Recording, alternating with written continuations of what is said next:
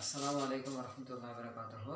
அப்போ நான் last class உங்களுக்கு சொல்லியிருந்தேன், அசைன்மெண்ட் மாதிரி பாஸ் பேப்பர் எஸ்ஏ, அதாவது இனோகனிக்கோட வந்த கல்குலேஷன் கேள்வி எல்லாத்தையும் செய்ய சொல்லியிருந்தேன். 2000ஆம் ஆண்டிலிருந்து 2020ஆம் ஆண்டு வரையில் 2020ஆம் ஆண்டு வரையில் உள்ள 20 வருஷத்தையும். அப்போ நான் ஃபஸ்ட் 10 வருஷமாக போடுவோம்னு பார்த்தேன். அதுவும் கூடன்றதுனால உங்களுக்கு 5 வருஷமாக ஒரு 4 அசைன்மெண்ட்டாக இதை நீங்கள் சப்மிட் பண்ணணும். சரியா? முதலாவது என்ன செய்யணும்னு சொன்னால், நீங்கள் நான் நினைக்கிறேன் எல்லோரும் ஃபஸ்ட் பார்ட்டை சப்மிட் பண்ணிப்பீங்கன்னு சரி. அதாவது 2000ஆம் ஆண்டிலிருந்து 2005ஆம் ஆண்டு வரையில் உள்ள எல்லா எஸ்ஏ, அதாவது நான் அந்த கேள்விகளையும் போட்டிக்கிறேன். ஸோ அந்த கேள்விகள் எல்லாத்தையும் அசைன்மெண்ட்டாக அசைன்மெண்ட் 1 சப்மிட் பண்ணுங்கள். பண்ணி இல்லாதவங்களும் ஷாலா இன்றைக்குள்ளே எல்லோரும் பண்ணி முடியுங்க. சரியா? அப்போ நான் யோசித்தேன், இந்த கேள்வி எல்லாம் செய்யணுமா செய்ய தேவையில்லையா? ஆல்ரெடி நிறைய கேள்விகள் டிஸ்கஸ் பண்ணி பட்டிக்கும், நானும் டிஸ்கஸ் பண்ணிப்பேன், மற்ற சார்மாரும் டிஸ்கஸ் பண்ணிப்பாங்க.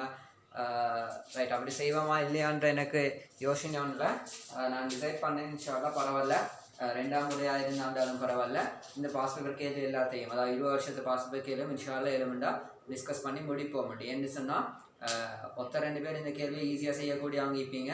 சிலாக்கள் இந்த கேள்வியில் அந்தளவு ப்ராக்டிஸ் ஈக்காது. அதாவது சார் ஒன்று செய்கிறேன்னு சொன்னால் நீங்களும் என்ன செய்வீங்க, அதோடு சேர்ந்து ப்ராக்டிஸ் ஆகுவீங்கன்றதுக்காக நான் செய்கிறேன். இந்த கேள்வியெல்லாம் உங்களுக்கு செல்ஃபாகவே எல்லா கேள்வியும் செய்ய இயலும். இனோகனிக்கும் நீங்கள் படித்து முடிஞ்சு, ஸோ இனோகனிக்கோட தான் சம்மந்தப்படுத்தி வரப்போகிற ஸோ எல்லா கேள்வியும் செய்ய இயலும். தந்திக கூட எல்லா கேள்வியும் போல செய்ய இயலும். இதில் நியமிப்பு கேள்விகளை நான் உள்ளடங்கிக்கிறேன். அதாவது அமில மூல காட்டி நியமிப்பு, எங்களுக்கு தெரியும், நாங்கள் காட்டிகளை பயன்படுத்தி அமில மூல நியமிப்பு படிச்சுக்கிறோம். ஸோ அந்த நியமிப்பு கேள்விகளையும் இந்த கேள்வியோட நான் உங்களுக்கு செய்து தந்திக்கிறேன். ஸோ இந்த பாட் கேள்வியெல்லாம் கட்டாயம் உங்களுக்கு செய்ய தெரியுமாயிக்கணும். இதில் எந்த டவுட்டும் மீக்கப்படாது. ஏன்னு சொன்னால், எம்சிக்யூலையும் இந்த கேள்வி வரும், ஸ்ட்ரக்சர்லேயும் இது மாதிரியான கேள்வி வரும், எஸ்ஏலையும் வரும். சரியா? ஷுவராக உங்களுக்கு அதாவது 100% மார்க்ஸ் இருக்கக்கூடிய கேள்விகள். சரியா? தெரியாமல் போக வேண்டிய அமைப்பு இல்லை. சரி, நீங்கள் ஜஸ்ட் கல்குலேஷன் செஞ்சீங்கன்னா நீங்கள் ஃபஸ்ட் இயர்லேருந்தே படிக்கக்கூடிய அந்த கல்குலேஷனோட தான் கடைசி வரைக்கும் இந்த கேள்விகள் வரும். சரி, நீங்கள் இதுக்கு பின்னால் இண்டஸ்ட்ரியல் படிப்பீங்க, இண்டஸ்ட்ரியோட தொடர்பு படுத்தியும் இந்த கேள்விகள் வரலாம். ஆனால் எப்படி வந்தாலும் உங்களோட சின்ன ஒரு நாலேஜ் தான், இனோகனிக் நாலேஜோ இண்டஸ்ட்ரியல் நாலேஜோ சின்ன ஒரு அளவு தான் தேவைப்படும். மீது முழுக்க உங்களுக்கு நீங்கள் ஜென்ரலில் ஃபஸ்ட் பாடத்தில் படிக்கிற கல்குலேஷன் நாலேஜை வச்சு, தாக்கம் சமப்படுத்தலை வச்சியும், மற்றது அந்த பீசமான விகிதத்தை வச்சியும், மற்ற அடிப்படையான சமன்பாடுகள், மூல் சமன் திணிவின் கீழ் மூலர் திணிவு, சரியா, அந்த சமன்பாடுகளை வச்சு உங்களுக்கு ஈஸியாக செய்ய இயலுமாக இருக்கும். ஸோ கட்டாயம் எல்லாரும் இந்த கிளாஸில் மேக்ஸிமம் யூஸ் எடுக்க பாருங்கள். எல்லா கேள்வியும் சப்மிட் பண்ணிவிட்டு அதுக்கு பின்னால் செய்யக்கூடிய கேள்விகளை அவங்களுக்கு டவுட் இருக்கக்கூடிய விஷயங்கள் எல்லாத்தையும் பார்த்து கிளியர் பண்ணிக்கோங்க. ஓகேயா? ரைட், இப்போ நான் அவங்களுக்கு 2000ஆம் ஆண்டில் தந்திருந்தேன். அந்த 2000ஆம் ஆண்டில் ஸ்ட்ரக்சர் கேள்வி கடைசியாக தந்து பட்டிக்குது. இருந்தாலும் நான் உங்களோட கேள்வி பேப்பரில் தந்த மாதிரி ஆர்டர் கேட்குற கேள்வியை நான் செஞ்சுட்டு போகிறேன். ரைட், முதலாவது 2001ஆம் ஆண்டு ஒரு கேள்வி தந்திக்குது. ஒரு சடத்துவ சூழலில் எக்ஸ் எனும் அசேதன உப்பு முற்றாக வெப்ப பிரிகை அடைவதனால் CR2O3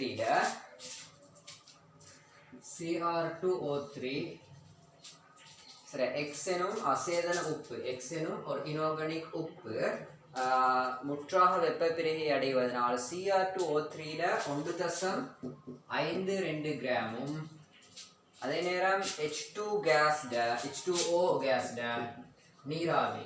சரி, இது சொல்லிட், இது கேஸ் 0.72 கிராமும், அதே மாதிரி N2 கேஸ்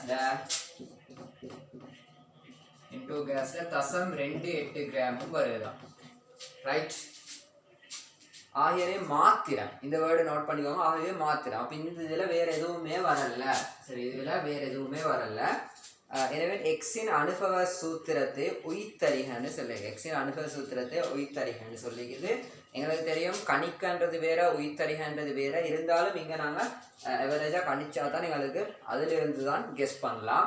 ஸோ நாங்கள் முதலாவது கெஸ் பண்ணுவோம் என்னன்னா, நான் எடுக்க போகிறேன்னு என்னன்னு சொன்னால், உதாரணமாக இங்கே நீக்கக்கூடிய சேர்வைக்கு என்ன நீக்க போகிற, சிஆர்எம் நீக்கணும், ஆக்சிஜன் நீக்கணும், ஐதரசன் நீக்கணும், நைதரசன் நீக்கணும். இந்த 4 மூலகங்களும் இங்கே நீக்கக்கூடிய இந்த எக்ஸ் என்று செல்லப்படக்கூடிய சேர்வையில் ஈக்கணும். சரியா? ஸோ இப்போ எனக்கு என்ன செய்யலாம்டா, இவரை ஒவ்வொன்றுடைய மூலில் கண்டுபிடிக்கலாம். ஸோ எப்படி மூளை கண்டுபிடிக்கலாம்? இவர்கிட்ட மூலர் திணிவாக பிரிக்கலாம். இவர்கிட்ட மூலர் திணிவு என்ன எங்களுக்கு தெரியும். குரோமியத்துக்கு இங்கே தந்திக்கிறான்னு உங்களுக்கு பார்த்தா விளங்கும் 52. ஸோ 2 குரோமியத்துக்கு 104 ப்ளஸ் ஒரு ஆக்சிஜனுக்கு எனக்கு தெரியும் 16, ஸோ 3 ஆக்சிஜனுக்கு 48. ஸோ இதை நீங்கள் மொத்தமாக கூட்டினா 152 கிராம் மூல் மைனஸ் வரும். யார்ட Cr2O3 சார் மூலக்கூற்று திணிவு. ஸோ நான் மூளை காண்றதுக்கு திணிவை மூலர் திணிவால பிரிக்கிறேன். திணிவை மூலர் திணிவால பிரிப்போம். திணிவை மூலர் திணிவால பிரிச்சா 1.52 கீழ் 152, அதாவது 0.01 மோல் வருது. அதே மாதிரி H2O பிரிப்போம். H2O எனக்கு தெரியும் சார் மூலக்கூற்று திணிவு 18 கிராம் மூல் மைனஸ் 1. ஆக்சிஜனுக்கு 16, ஒரு H கொண்டு 2 Hக்கு 2, எனவே 18 கிராம் மூல் மைனஸ் 1. எனவே இதை பிரிச்சா எத்தனை வரும்? 0.04 வரும். 0.04 மோல். அதே மாதிரி N2 எனக்கு தெரியும், ஒரு எண்ணுக்கு 14, 2 எண்ணுக்கு 28. எனவே இங்க பிரிச்சா 0.01 வரும். ஸோ சரியா? எனவே இப்ப எனக்கு ஒரு எடுகோளுக்கு வரலாம் என்னண்டா, இங்க இருக்கக்கூடிய Cr எத்தனை, அதே மாதிரி இங்க இருக்கக்கூடிய ஆக்சிஜன் எத்தனை, அதே மாதிரி இங்க இருக்கக்கூடிய நைட்ரசன் எத்தனை, இங்க இருக்கக்கூடிய ஐதரசன் எத்தனைன்னு சொல்லி நான் பார்க்கணும். எனவே 0.01 மோலாக இருந்தால் அதுல 2 Cr இருக்கும். ஒரு மோல்ல 2 Cr இருக்கும். ஸோ 0.01னா 0.02. ஆக்சிஜன் எவ்வளவு இருக்கும்? இங்க 3, அப்ப இதால எவ்வளவு வரும்? 0.03. இதில் ஆக்சிஜன் எவ்வளவு இருக்குது? அதாவது ஒரு H2O இருக்கும். 0.04ல 0.04 இருக்கும். ரைட், 0.04. இங்க இல்ல. ஸோ ஆக்சிஜன் மொத்தமா எவ்வளோ? 0.07. ரைட், நைட்ரசன் எவ்வளவு இருக்கும்? அங்க 2, எனவே 0.01ல 0.02 இருக்கும். அதாவது 1ல 2 இருக்கும். 0.01ல எவ்வளவு இருக்கும்? 0.02 இருக்கும். ரைட், அதே மாதிரி ஹைட்ரஜனை பார்த்தா இங்க 0.0 அதாவது 1ல வந்து 2 இருக்கும். ஸோ 0.04ல 0.08 இருக்கும். ஸோ எனக்கு அனுபவ சூத்திரம் என்ன எடுக்கலும்? Cr2O7 அதே மாதிரி N2H8. ஓகேயா? இதுதான் அனுபவ சூத்திரமாக வரும். ஏன்னா Cr2O7 N2H8 என்றதுதான் அனுபவ சூத்திரமாக வரும். எங்களுக்கு தெரியும் இது என்ன சேர்வையாயிருக்கும், நீங்க படிச்சிருப்பீங்க சரியா? NH4 twice Cr2O7, அதாவது அமோனியம் குரோமேட். வெப்பப்பிறகை நடந்தா அமோனியா உப்பு வராத 3 விதிவிலக்குகள் இருக்குது. அந்த 3 விதிவிலக்குல ஒன்றுதான் இந்த அமோனியம் குரோமேட். நாங்க படிச்ச ஞாபகம் உங்களுக்கு கேஸஸ் செய்யற நேரம் நான் ஞாபகப்படுத்தினேன். நாங்க அங்க ஆக்சிஜன்ல அதாவது என்ன ஒரு அதாவது மூலர் கனவளவை காண்ற பிராக்டிக்கல்ல வந்து நாங்க வளமையா பயன்படுத்துவோம். என்ன KClO3 பயன்படுத்துவோம். அப்படி இல்லைன்னா KMnO4 பயன்படுத்துவோம். அன்னைங்களுக்கு பழைய பாஸ் பேப்பர் ஒன்ல வந்து இந்த அமோனியம் குரோமேட்டை எடுத்து இதை பயன்படுத்த இயலுமா, இதுல வரக்கூடிய பிரச்சனை என்னன்னு சொல்லி இதையும் மூலர் திணிவு காண்ற பிராக்டிக்கலுக்கு, அதாவது மூலர் கனவளவு சரியா? மூலர் கனவளவு நியம வெப்பநிலை அமுக்கத்துல மூலர் கனவளவு மாறாது தானே. ஸோ அந்த காண்ற பிராக்டிக்கலுக்கு இதையும் பயன்படுத்தி இருந்தாங்க. ஸோ அதுல உங்களுக்கு ஞாபகம் இருக்கணும். இங்க N2ம் H2O கேஸ் ரெண்டும் வந்து வரும். இது ரெண்டுலயும் O2 கேஸ் மாத்திரம் வரும் என்ற விஷயம் எல்லாம் உங்களுக்கு அந்த விஷயத்துல நான் கதைச்சிக்கிறேன். ஸோ இங்க வர வேண்டிய அனுபவ சூத்திரம் கேட்டா, இது அனுபவ சூத்திரமா? இது அனுபவ சூத்திரம். ஏன் இது அனுபவ சூத்திரம்? எங்களுக்கு தெரியும் இதை விட இதை சுருக்கலாம். உதாரணமா இங்க O8 வந்திருந்தா எனக்கு என்ன செய்யலாம்? இது O8 வந்திருந்தா Cr இன்னும் சுருக்கி எளிய விகிதத்தை கொடுக்கலாம். ஆனா இதுல என்ன செய்யல? இது அனுபவ சூத்திரமும் தான். இதுதான் இந்த சேர்வையிட மூலக்கூட்டு சூத்திரமாகவும் இருக்கும் சரியா? மூலக்கூட்டு சூத்திரத்துக்கும் அனுபவ சூத்திரத்துக்கும் உள்ள வித்தியாசம் உங்களுக்கு தெரியும். மூலக்கூட்டு சூத்திரத்துல ஆகவும் எளிய விகிதம் தான் அனுபவ சூத்திரம். ஸோ அனுபவ சூத்திரத்துல அடுத்தடுத்த விகிதங்களாக ஈக்கலாம் மூலக்கூட்டு சூத்திரம். சம்டைம் அனுபவ சூத்திரம் ஈக்குவல் டு மூலக்கூட்டு சூத்திரமாக ஈக்கலாம். ஸோ இதுல உங்களுக்கு பிரச்சனை இருக்காதுன்னு நினைக்கிறேன்.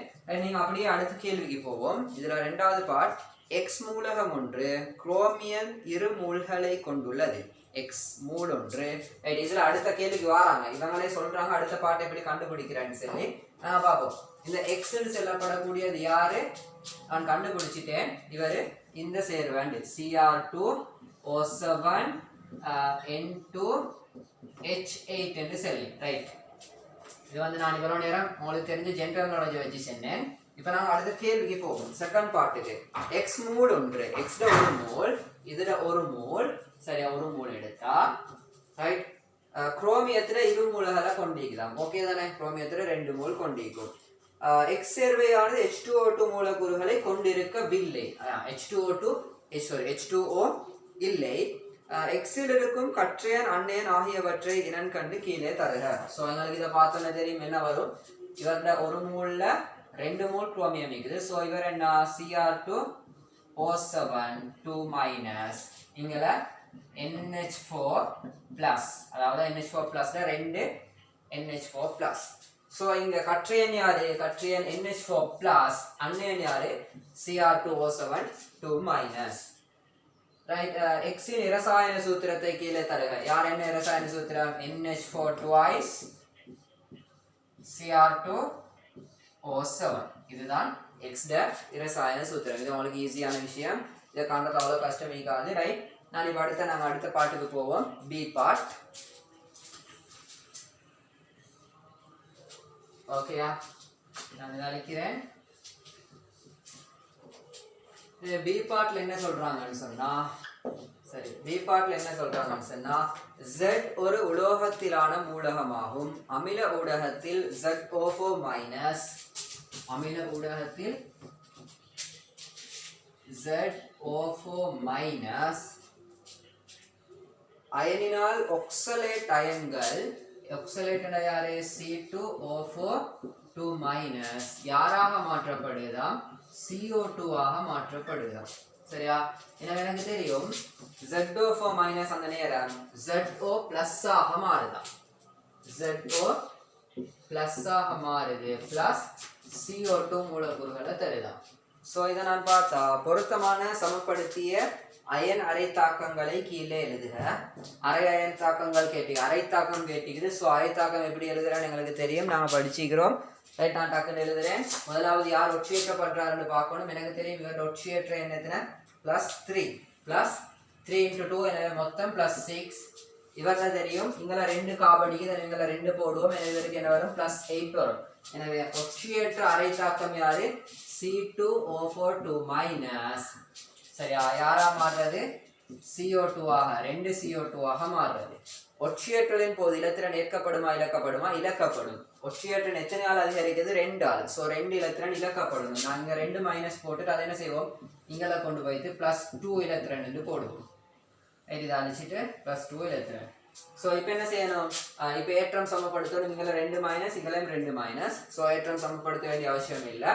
இப்போ நான் பார்த்தா ஆட்டோமேட்டிக்காக இந்த ஒட்சியேற்ற அரைத்தாக்கம் சமனாயிருக்கும். இங்கே 2 கார்பன், இங்கே 2 கார்பன், இங்கே ஆக்சிஜன் 4, இங்கே 4 ஆக்சிஜன், இங்கே 2 மைனஸ், அங்கே 2 மைனஸ். ஸோ இந்த அரைத்தாக்கம் சமன் ஆகியாச்சு, ஒட்சியேற்ற அரைத்தாக்கம். இது அடுத்தது தாழ்த்தல் அரைத்தாக்கம்.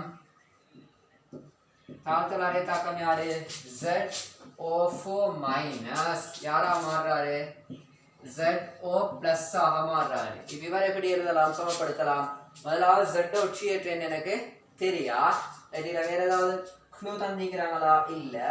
ஸோ எனக்கு என்ன செய்யலாம்னு சொன்னால், இதை நான் எப்படி சமப்படுத்த போறேன்ன்றது இங்கே ஒரு கேள்வி. இங்கே ஒரு Z இருக்குது, இங்கே ஒரு Z இருக்குது.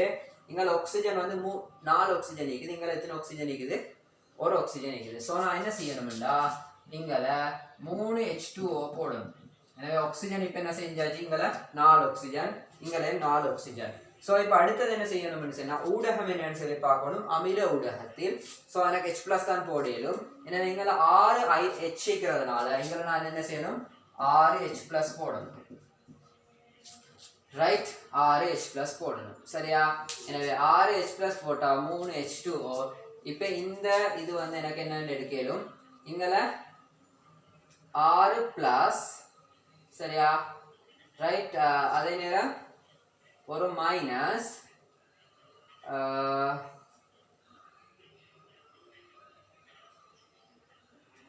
சாரி,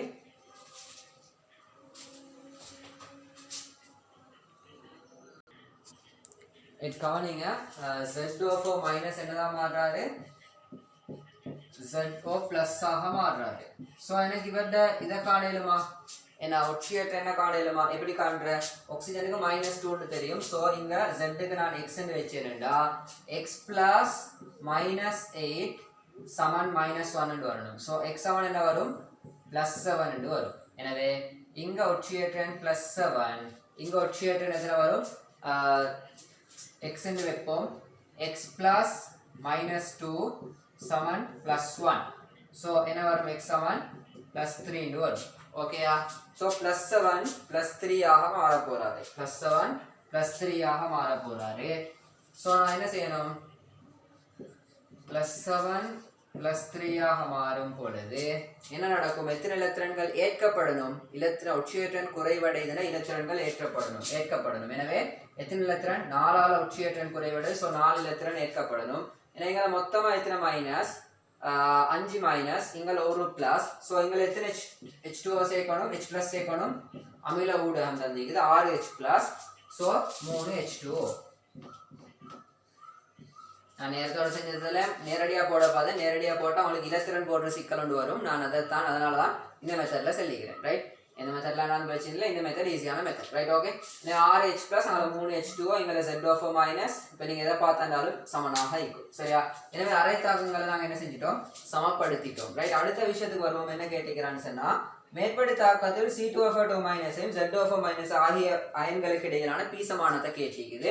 அதாவது ZO4 மைனஸுக்கும் C2O2 மைனஸுக்கும். அப்போ நான் என்ன செய்யணும்? இந்த ரெண்டு தாக்கத்தையும் சேர்த்து எழுதணும். அரை தாக்கங்கள் ரெண்டையும் சேர்த்து எழுதணும். இங்க 2 இலத்திரன், இங்க 4 இலத்திரன். ஸோ நான் என்ன செய்யணும்? இந்த முதலாம் சமன்பாடு, இது ரெண்டாம் சமன்பாடுண்டா, முதலாம் சமன்பாட்டை நான் 2 ஆல பெருக்கணும். முதலாம் சமன்பாட்டை 2 ஆ பெருக்கணும். ஏன்? இலத்திரனை சமப்படுத்துறதுக்காக. ஸோ என்ன வரும்? 2 C2O2 மைனஸ், இங்க என்ன வரும்? 4 CO2 பிளஸ் 4 இலத்திரன். ஸோ எனக்கு இது மூணாம் சமன்பாடுண்டா, மூணாம் சமன்பாட்டையும் ரெண்டாம் சமன்பாட்டையும் கூட்டி எழுதுறேன். மூணாம் சமன்பாட்டையும் ரெண்டாம் சமன்பாட்டையும் கூட்டி எழுதுறேன். ஒரு ZO4 மைனஸ் C2O2 மைனஸ் 2, அதோட 6H பிளஸ் ரைட். 4 இலத்திரன் இருந்தா 4 இலத்திரன். ரைட்? இங்கே என்ன வரும்? ஒரு ZO4 பிளஸ் 3 H2O அதெல்லாம இங்க 4 CO2, இங்க எத்தனை? 2 தான் இருக்குது. 4 CO2 மாறும். இங்க 4 இலத்திரன் பிளஸ் 4 இலத்திரன். ரைட்? இப்போ என்ன செய்யலாம்? எனக்கு இந்த 4 இலத்திரனையும் வெட்டலாம். அது ரெட்டையும் வெட்டினா தாக்கம் சமன். எனவே ZO4 மைனஸ் 1க்கு C2O2 மைனஸ் எத்தனை வருது? 2 வருது. எனவே கேள்வியை சரியா விளைவிக்கோங்க. ZO4 மைனஸுக்கு C2O2 மைனஸ் அல்ல, C2O2 மைனஸுக்கு ZO4 மைனஸ். ஸோ எத்தனை வரும்? C2O2 மைனஸ் 2க்கு ZO4 மைனஸ் 1. எனவே இதுக்கான ஆன்சர் 2க்கு 1 வருது. ரைட்? அப்படியே நாங்கள் அடுத்த கேள்விக்கு போவோம். இது எழுதாதாக்கள் நோட் பண்ணிக்கோங்க, தேவையானாக்கள். அடுத்த கேள்வி, துருப்பிடித்த மேற்பாகமுடையன்னு சொல்லி வரக்கூடிய 2000 உங்களுக்கு தெரியும் என்ன எத்தனாம் ஆண்டு கேள்வின்னு நீங்கள் பாஸ் பேப்பரில் பார்த்துக்கோங்க. நான் பாஸ் பேப்பரில் எத்தனாம் ஆண்டு கேள்வின்னு செல்லல, நான் கேள்வியை செஞ்சுட்டு போகிறேன். ரைட்? ஓகே.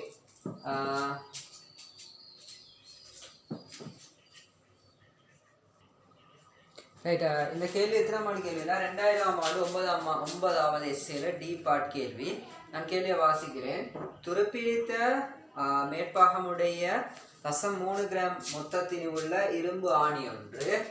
ஸோ இரும்பு ஆணி ஒன்று துருப்பிடித்த மேற்பாகம், அதாவது இதுல இந்த மேற்பாகம் துருப்பிடித்திக்கலாம்.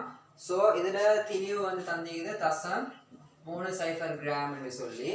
ரைட்? மொத்த திணிவு என்ன செய்யறாங்கன்னு சொன்னா H2SO4ல 50 சென்டிமீட்டர்ல முற்றாக கரைக்கப்படுது. இந்த ஆணியை எடுத்து 50 சென்டிமீட்டர் கியூப் H2SO4 செறிவு தந்திக்குது 0.2 மோல் DM-3 செறிவுடைய H2SO4 கரைசல் 50 சென்டிமீட்டர் கியூப்ல முற்றாக கரைக்கப்படுதான். சரியா? ரைட். இப்ப இவ்வாறு பெறப்பட்ட கரைசல் முற்றாக தாக்கம் அடைவதற்கு இதுக்கு பின்னால வர கரைசல் இந்த கரைசலோட முற்றாக தாக்கம் அடைவதற்கு KMnO4 25 சென்டிமீட்டர் கியூப் தேவைப்பட்டுச்சோம். இந்த வரக்கூடிய இந்த கரைசலுக்கு KMnO4 தாக்கம் புரிய வச்சா 0.2 M செறிவுடைய கரைசல் 25 சென்டிமீட்டர் கியூப் தேவைப்பட்டுச்சா. இவர்கிட்ட 50 சென்டிமீட்டர் கணத்தோட தாக்கம் புரியறதுக்கு. ரைட்?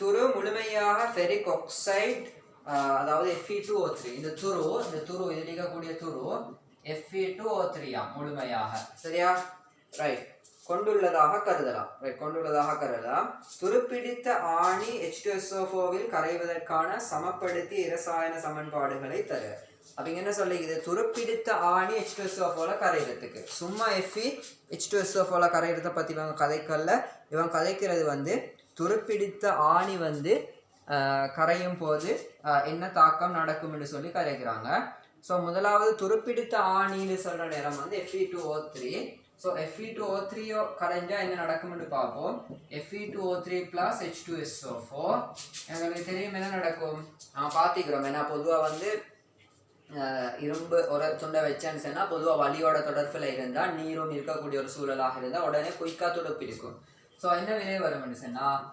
FeSO4 plus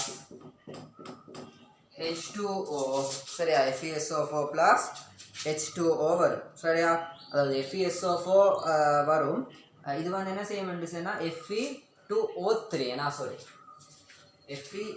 FeOட தாக்கம் புரிஞ்சா இது வரும் எனவே Fe2O3 இது வந்து 2+ குறியது இது என்னது 3+க்குரியது ஸோ இங்க என்ன இருக்குது எங்களுக்கு இதை Fe3+ வேறையா எடுக்கலாம் Fe3+ம் இதில் இருக்கக்கூடிய SO4 சேரும் இது ரெண்டும் சேர்ந்த FeSO4 வருமா இல்ல FeSO4 அதாவது Fe2SO4 thrice வருமா ஸோ இவர் 3+ இவர் 2+ ஸோ எனவே Fe2SO4 thrice வரும் சரியா இதுக்கு மேலதிகமா என்ன வரும் எனக்கு தெரியும் இந்த கரைசல்ல என்ன இருக்குது Fe மீக்குது அதாவது துருப்பிடித்ததுக்கு மேலதிகமா துருப்பிடிக்காத இரும்பும் மீக்கும் இரும்புக்கும் H2SO4க்கும் தாக்கம் மீக்குதா எஸ் அந்த தாக்கம் நடந்த அங்க என்ன வரும் FeSO4 plus H2 கேஸ் வரும் FeSO4 plus H2 கேஸ் வரும் இங்க பயன்படுத்திக்கிறது என்ன Fe அதாவது டில் அதாவது சாதாரண கான்சென்ட்ரேஷன் அதாவது மிகவும் செறிந்த இல்ல ஒரு நடுநிலையான கான்சென்ட்ரேஷன் ஸோ Fe2+க்குரிய சேர்வா வரும் சரியா கான்சென்ட்ரேட்டட் H2SO4 பயன்படுத்தினா உயர் ஒட்சியற்ற நிலைக்கு போகும் ஸோ இந்த ரெண்டு தாக்கத்தையும் நீங்க சமப்படுத்தி எழுதியிருந்தீங்கன்னு சொன்னா முதலாவது கேள்விக்கு உங்களுக்கு மார்க்ஸ் ஃபுல்லாக கிடைக்கும் ஸோ எனக்கு நான் முதலாவது சமப்படுத்துறதுக்கு என்ன செய்யணும் ரைட் இங்கெல்லாம் 2 Fe பிரச்சனை இல்லை H2SO4 எத்தனை இருக்குது அங்கெல்லாம் 3 இருக்குது ஸோ இங்கெல்லாம் 3 போடுவோம் சாரி அங்கெல்லாம் 3 இருக்குது ஸோ இங்கெல்லாம் 3 H2SO4 போடுறேன் எனவே ஐதரசன் வந்து இங்கே 6 ஸோ இங்கே 6 வரணும்டா 3 H2O இப்போ நீங்கள் பாருங்க இங்கே 2 Fe அங்கே 2 Fe இங்கே ஆக்சிஜன் வந்து நீங்கள் 3 4 நான் 3 12 12 3 15 இதில் 12 3 15 ஸோ அந்த தாக்கம் சமனாக இருக்குது ரெண்டாவது தாக்கத்தை பார்ப்போம் இதில் ஒரு Fe அங்கேயும் ஒரு Fe இங்கே ஒரு SO4 அங்கே ஒரு SO4 இங்கே ஒரு H2 அங்கே ஒரு H2 எனவே இந்த தாக்கமும் சமனாக காணப்படுது ஸோ இந்த ரெண்டு தாக்கமும் முதலாவது கேள்விக்கான ஆன்சர் ரெண்டாவது கேள்வி என்னன்னு சொல்லி பார்ப்போம் இது அப்படியே கேள்வி என்ன கேட்குறான்னு சொன்னால் Fe2+ KMnO4 ஆகியவற்றிற்கிடையே நடைபெறும் தாக்கத்திற்கான சமப்படுத்தி இரசாயன சமன்பாடுகளை தருகிறார் ரைட் அதுக்கு கேள்வி வாரத்துக்கு முதல்ல நாங்கள் இதில் என்ன சொல்ல வாரான்னு பார்ப்போம் முதலாவது H2SO4 டில் H2SO4 போட்டு கரைக்கிறாங்க ஸோ FeO2 அதாவது துருப்பிடித்தது எல்லாம் வந்து Fe2O3 தான் இருக்குது FeO இல்லை ஸோ Fe2O3 H2SO4 தாக்கம் புரிஞ்சு இந்த கரைசல் ரெண்டும் வரும் ரைட் அதாவது FeSO போன்ற கரைசல் வரும் Fe2SO4 thriceன்றது அதே மாதிரி இதோட வரதுனால FeSO4 வரும் ஸோ இவர் வந்து அயன் சேர்வா கரைசல்ன்றதுனால எங்களுக்கு என்ன செய்யலாம் இவர் உண்மையா இப்படி இருப்பாரு எப்படி Fe3+ ஆகவும் SO4 2- ஆகவும் அதே மாதிரி இவர் எடுத்த எப்படி இருப்பாரு Fe2+ ஆகவும் SO4 2- ஆகும் அப்போ ஓவராலா பார்த்தா இந்த கரைசல் நீக்கப்படக்கூடிய ஆள் யாரு நாங்க அதாவது இந்த துருப்பிடி திரும்ப ஆணியா கரைச்சதுக்கு பின்னால Fe3+ இருப்பாரு அதே மாதிரி Fe2+ இருப்பாரு அதுக்கு மேல அதிகமா SO4 2- மற்றது நீர் தானே ஸோ நீரும் H2 கேஸ் என்ன செஞ்சிடுவாரு ஆவியா பேத்திடுவாரு ஸோ இங்க போறது யாரு Fe3+ம் Fe2+ம் SO4 2- ரைட். இப்போ இதை இந்த கரைசலை KMnO4வால நியமிக்க போறாங்க. ஸோ இதில் இருக்கக்கூடிய யாரு KMnO4ஓட தாக்கம் புரிவார்னு பார்த்தா SO4 சல்ஃபர் உயர் ஒட்சியேற்ற நிலைக்கு +6, அவர் அதுக்கு மேல ஒட்சியேற்றப்பட இயலாம். KMnO4 ஒரு வலிமையான ஒட்சியேற்றும் கருவி. அவர் என்ன செய்வார், இதுல யாரும் ஒட்சியேற்றப்படக்கூடிய ஆட்கள் இருந்தா அவங்கள ஒட்சியேற்றம் அடைய செய்வாரு. அப்ப இதுல Fe2+ Fe3+ SO4 மூணு பேர்லயும் ஒட்சியேற்றப்படக்கூடிய ஆள் ஒரே ஒரு ஆள் யாரு, Fe2+ மாத்திரம். ஸோ Fe2+ என்ன செய்வாரு, MnO4- ஓட நீங்க KMnO4 போட்டிக்கிறா, KMnO4 போடணும் இல்லை MnO4- போட்டாலும் சரி, MnO4- ஓட தாக்கம் புரிஞ்சா என்ன வரும், Fe3+ plus Mn2+, அமில ஊடகம் தானே. ஸோ பிளஸ் எனவே இந்த தாக்கத்தை நான் இங்க சமப்படுத்தணும். இந்த தாக்கத்தை சமப்படுத்த என்ன செய்யணும், ஒட்சியேற்ற மாற்றம் பார்க்கணும். இங்க +7, இங்க நான் +2, இங்க +3 ஆக மாறுறாரு, இங்க +7, இங்க +2 ஆக மாறுறாரு. ஸோ 5, இவர் 5ஆல பெருக்கணும், இவரையும் 5ஆல பெருக்கணும், இவர் பெருக்க தேவையில்லை, என்ன 1 தான் மாறுறாரு. So 5 Fe2+ 5 Fe3+. இப்போ ஏற்றம் சமப்படுத்தணும். இங்கே ஏற்றம் பார்த்தா 10, 10ல் ஒரு மைனஸ் போய்த்தா 9+, இங்கே 9+. அதே இங்கே பார்த்தோம்னா 15+, 15+ம் 2+ம் 17+. ஸோ என்ன செய்யணும், H+ போடணும், எங்கே போடணும், இங்கே போடணும். எத்தனை H+ போடணும், ஈக்குவல் பண்ணணும்டா 8H+ போடணும். 8ம் 9ம் 17. ஸோ ரெண்டு பக்கமும் 17H+. அவங்க 8H+ போட்டா எத்தனை H2O போடணும், 4 H2O போடணும். ஸோ இப்போ ஆக்சிஜனை பாருங்க, இங்கேயும் 4 ஆக்சிஜன், அங்கேயும் 4 ஆக்சிஜன், நிறைய தாக்கம் சமனாக இருக்குது. ரைட். இந்த தாக்கத்தை நீங்க சமப்படுத்திக்கணும். ரெண்டாவது கேள்விக்கு Fe2+க்கும் KMnO4க்கும் நடைபெறும் தாக்கத்துக்கான இரசாயன சமன்பாடு சமப்படுத்தி இரசாயன சமன்பாட்டை கேட்டீங்க. ஸோ நீங்க 5 Fe2+, ஒரு MnO4-, அங்கே 5 Fe3+, இங்கே மற்றது 8H+, அங்கே 5 Fe3+, 2 Mn2+, 4 H2O. இது உங்களுக்கு மற்ற மாதிரியும் கொடுக்கலும், H2SO4 போட்டு கொடுக்கலும், KMnO4 போட்டு கொடுக்கலும். அதை பார்த்து நீங்கள் உங்களுக்கு தெரியும், அதில் பெருசாக எதுவும் இல்லை. ரைட்.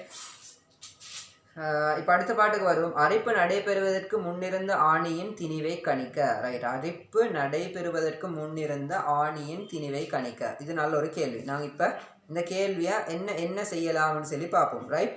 எனவே நீங்கள் யோசிங்க, இதில் இருக்கக்கூடிய இந்த அரிப்பு நடைபெறதுனால திணிவு இழக்கப்படலை, அதாவது அரைஞ்சு வேறையா புகழ அதிலே தான் நீக்குது. ஸோ Fe என்ன செய்யணும், ஆரம்பத்தில் இருந்த Fe2O3 மாறினாலும் Fe வெளியில பேத்திக்காது, அதிலே தான் நீக்கும். ஸோ நாங்கள் Fe மூளை கண்டா, அதாவது Fe2+டையும் Fe3+டையும் மொத்த மூளை கண்டா எனக்கு என்ன செய்யலாம், மொத்த Fe மூளை காணலாம். மொத்த Fe மூளை கண்டு அதை Fe மூலர் திணிவால பெருக்கினா, Fe சாரணு திணிவால பெருக்கினா மொத்த Fe திணிவு வருமா, ஆக்சிஜன் இல்லாத Fe திணிவு வரும். ஸோ நாங்கள் செய்ய போகிற விஷயம் என்னன்னா, இங்கே Fe2+ம் நீக்குது, Fe3+ம் நீக்குது. Fe3+ யாரால வந்தது, துருப்பிடிச்சதால வந்தது. Fe2+ எப்படி H2SO4 கரைஞ்சதால வந்தது.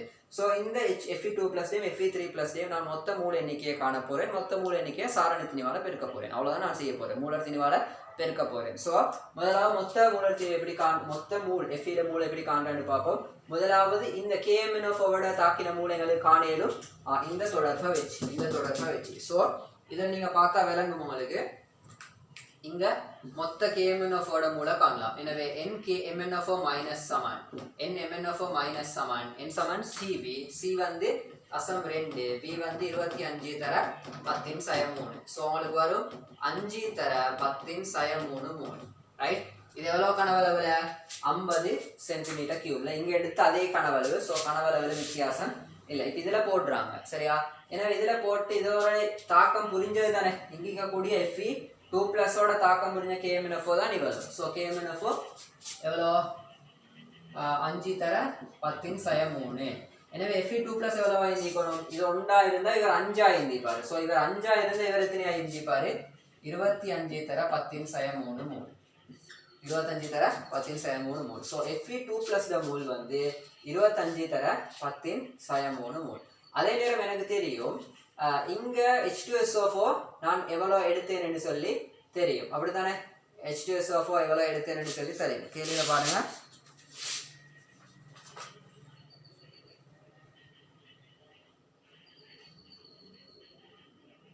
மொத்த திணிவு தந்திக்குது, அதுக்கு பின்னால் H2SO4 இது தந்திக்குது ரைட். H2SO4 மொத்த மூல் தந்திக்குது ரைட். அது மொத்தமும் மிகையா போட்டிக்கலாம்னு நினைக்கிறேன், முற்றாக கரைக்கப்பட்டது ரைட். எனவே நாளைக்கு H2SO வச்சு ஒன்றும் செய்யலாம். ரைட், நாங்கள் இப்போ வருவோம். எனக்கு இப்போ Fe2+ மோல் தெரியும். Fe2+ன்ற யார் இவர்ட எவ்வளோ 25 தர 10⁻³ மோல். சரி, 25 தர 10⁻³ மோல். ஸோ எனக்கு இவர்ட மோல் தெரியா, ரைட். ஆனால் இவர்ட மொத்த பிரிவு தெரியும். எவ்வளோ 0.30 கிராம். இப்போ நான் என்ன செய்ய போறேன்டா, இவர்ட என்ன செய்யலாம், எனக்கு 25 தர 10⁻³ மோல்ட திணிவாக காணலும் தானே. ரைட், அதை காணுவோம் ஃபர்ஸ்ட். இப்போ என்ன செய்கிறேன், Fe2O3 ஏதாவது FeO இல்லை Fe திணிவாக காணுவோம். எனவே NFe சமன் மூல் தர மூலர் திணிவு. சரியா, WFe சமன் மூல் தர மூலர் திணிவு. மூல் எவ்வளோ 25 தர 10⁻³ மோல் தர Fe மூலர் திணிவு 56 கிராம் மோல் -1. ஸோ 56/4 அதாவது 25 எனக்கு என்ன செய்யலாம்னு சொன்னால் 100/4 போட்டால் தானே. ரைட், எனவே இது சுருக்கினா வரும் 1 4. ரைட், எனவே 14 தர 1.4 கிராம் வரும். சாரி, சம்திங் வென்ட் ராங், ஏதோ ஒரு பிழை ஒன்றிக்குது. 25/4 போடையிலும், எனவே இது 14 வரும். ஓகே, இங்கே 10⁻³ ரைட், 25 தர 10⁻³. ஸோ மூல் வந்து எனவே 10⁻³ போடணும். 1400 தர 10⁻³ 1.4 தான். ஸோ இங்கேயோ நான் இது ஒரு பிள்ளை ஒன்று விட்டிக்கிறேன். ரைட் ரைட், அது எங்கன்னு சொன்னால் நான் இங்கே 0.02 நான் 0.2 போட்டிக்கிறேன். கேள்வியில் வந்து இது 0.02 மோல் DM- தந்திக்கிறேன். கவனமாக இருக்கணும். கேள்வியை கிளிக்கிறது அப்படியே போடணும். நாங்கள் தரவில் ஏதாவது மாற்றி எழுதிட்டோம்னா அப்படியே கேள்வி ஆகிடும். ஸோ இங்கே என்ன வரும், 0.02 பெருக்கணும். எனவே 0.02 பெருக்கினா 5 தர 10⁻⁴ மோல் வரும். 5 தர 10⁻⁴ மோல் வரும். ஸோ 5 தர 10⁻⁴ மோலாக இருந்தால் இங்கே என்ன வரும், இதை நான் Fe திணிவாக காண்றேன். WFe சமன் மூல் தர மூலர் திணிவு. மூல் வந்து 25 தர 10⁻⁴ வரும். ஏன் இவர் 5 தர 10⁻⁴ வரும். ஸோ இவர் அதில் 5 மடங்கு, எனவே 25 தர 10⁻⁴ வரும். ஸோ 25 தர 10⁻⁴ தர மூலர் திணிவு 56 கிராம் மோல் -1. நீங்கள் முதலாம் பிரதியில் கட்டாயம் அழகு போடுங்க. எனவே 25க்கு பதிலாக எனக்கு போடையிலும் 100/4 செல்லும். நான் அதை ஏன் போடுறேன்டா, அங்கே 56ஓட ஈஸியாக சுருக்கிறதுக்காக. ரைட், எனவே 56ஓட சுருக்கினா 14 வரும். இது 1. ஸோ 14 தர 10, இதில் 10 இதில் 10⁻⁴ 10⁻2 இறுதியாக வரும். ஸோ என்ன வரும், 0.14 கிராம். எனவே Fe கிராம், அதாவது 0.30 கிராமில் Fe கிராம் எவ்வளோ, Fe கிராம் வந்து 0.14 கிராம். ஸோ எனக்கு Fe2O3 கிராமை காணலுமா, WFe2O3 எவ்வளோ வரும், மொத்தம் 0.3 கிராம்டா, அதில் 0.14 கிராம் Feண்டா, மீதி Fe2O3 தான் நீக்கணும். ஸோ எவ்வளோ 0.16 கிராம் யார் வரும், Fe2O3 வரும். இப்போ எனக்கு என்ன செய்யலாம், Fe2O3 திணிவை கண்டுட்டு, ஸோ Fe2O3 மூல காணலாம். Fe2O3 மூல கண்டா Fe2O3 உள்ள Fe மூல காணலாம். ஸோ இதில் மூலம் தெரியும், இவன் Fe மூலம் தெரியும்டா. மொத்த Fe மூல கண்டு அதுக்கு பின்னால Fe மொத்த திணிவை காணலாம். ஸோ நான் இப்போ என்ன செய்ய போறேன்டா, Fe மூல காணுவோம். எனவே மூல காண என்ன செய்யணும், NFe2O3, அதாவது Fe2O3 மூல காணுவோம். NFe2O3 சமன், சரியா, திணிவின் கீழ் மூலர் திணிவு. திணிவு எவ்வளோ, 0.16 கிராம். 0.16 கிராம். Fe2O3 மூலர் திணிவு எவ்வளோ, Feக்கு 56. எனவே 2 Feக்கு 112 + 48. எனவே இதை கூட்டினா 160 வரும். So 160 gram mole -1. எனவே மூல் எவ்வளோ வரும், 0.00, அதாவது நாங்கள் இதை 10 பெருக்கினா, ரைட், 10 எனக்கு என்ன செய்யலாம், இதை 160 தர 10⁻³ போடலாம். ஸோ 1 தர 10 சய 3 மூல் வரும். இது யார்ட மூல்? Fe2O3 ட மூல். ஸோ NFe என்ன? NFe2O3 உள்ள Fe2O3 உள்ள NFe சமன் என்ன வரும்? இதுல 2 ஒரு Fe2O3 ல 2 Fe ஈக்கும். எனவே ஒரு 2 தர 10 சய 3 ல எவ்வளவு ஈக்கும்? 2 தர 10 சய 3 மூல் Fe ஈக்கும் Fe2O3 ல. ஸோ இங்க இருந்த Fe எவ்வளோ? இங்க இருந்தது 14 எவ்வளோ? 14 தர 25 தர 10 சய 4, அதாவது 2.5 தர 10 சய 3, 2.5 தர 10 சய 3. இங்க எவ்வளோ வைக்க போற? 2 தர 10 சய 3. எனவே மொத்த Fe ட மூல் சமன் NFe டோட்டல் சமன் NFe டோட்டல் சமன் எவ்வளோ வரும்? 2ம் 2.5 கூட்டினா எவ்வளோ வரும்? 4.5 தர 10 சய 3 மூல். எனவே இதை நான் மொத்த Fe ட திணிவை காண என்ன செய்யணும்? ஆரம்பத்தில் இருந்த Fe ட திணிவை இப்போ மூலர் திணிவால பெருக்கினா சரிதான். எனவே WFe சமன் என்ன வரும்? 4.5 தர 10 சய 3 தர மூலர் திணிவு எவ்வளோ? 56. ஸோ 4.5 பெருக்கினா என்ன செய்யணும்? ரைட்.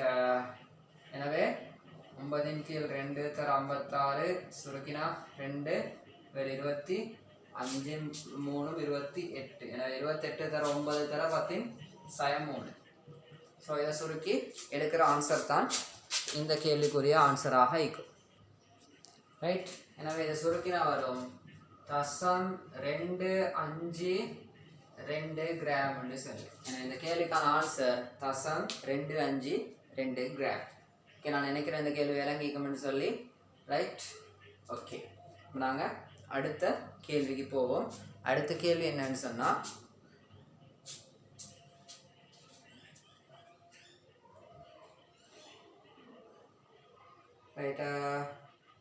கால்சியம் கார்பனேட் மெக்னீசியம் கார்பனேட்டும் அடங்கிய 0.92 கலவை ஒன்று அதிகர் வெப்பநிலைக்கு வெப்பமேற்றப்பட்டது. எனக்கு தெரியும் கால்சியம் கார்பனேட்டும் மெக்னீசியம் கார்பனேட்டும் வெப்பத்தில் பிரிகை நடக்கும். என்னதான் பிரிகை அடையும்? கால்சியம் ஆக்சைடாகவும் மெக்னீசியம் ஆக்சைடாகவும் பிரிகை அடையும். பிரிகை அடையும் போது CO2 வெளியில் விடும். சரியா?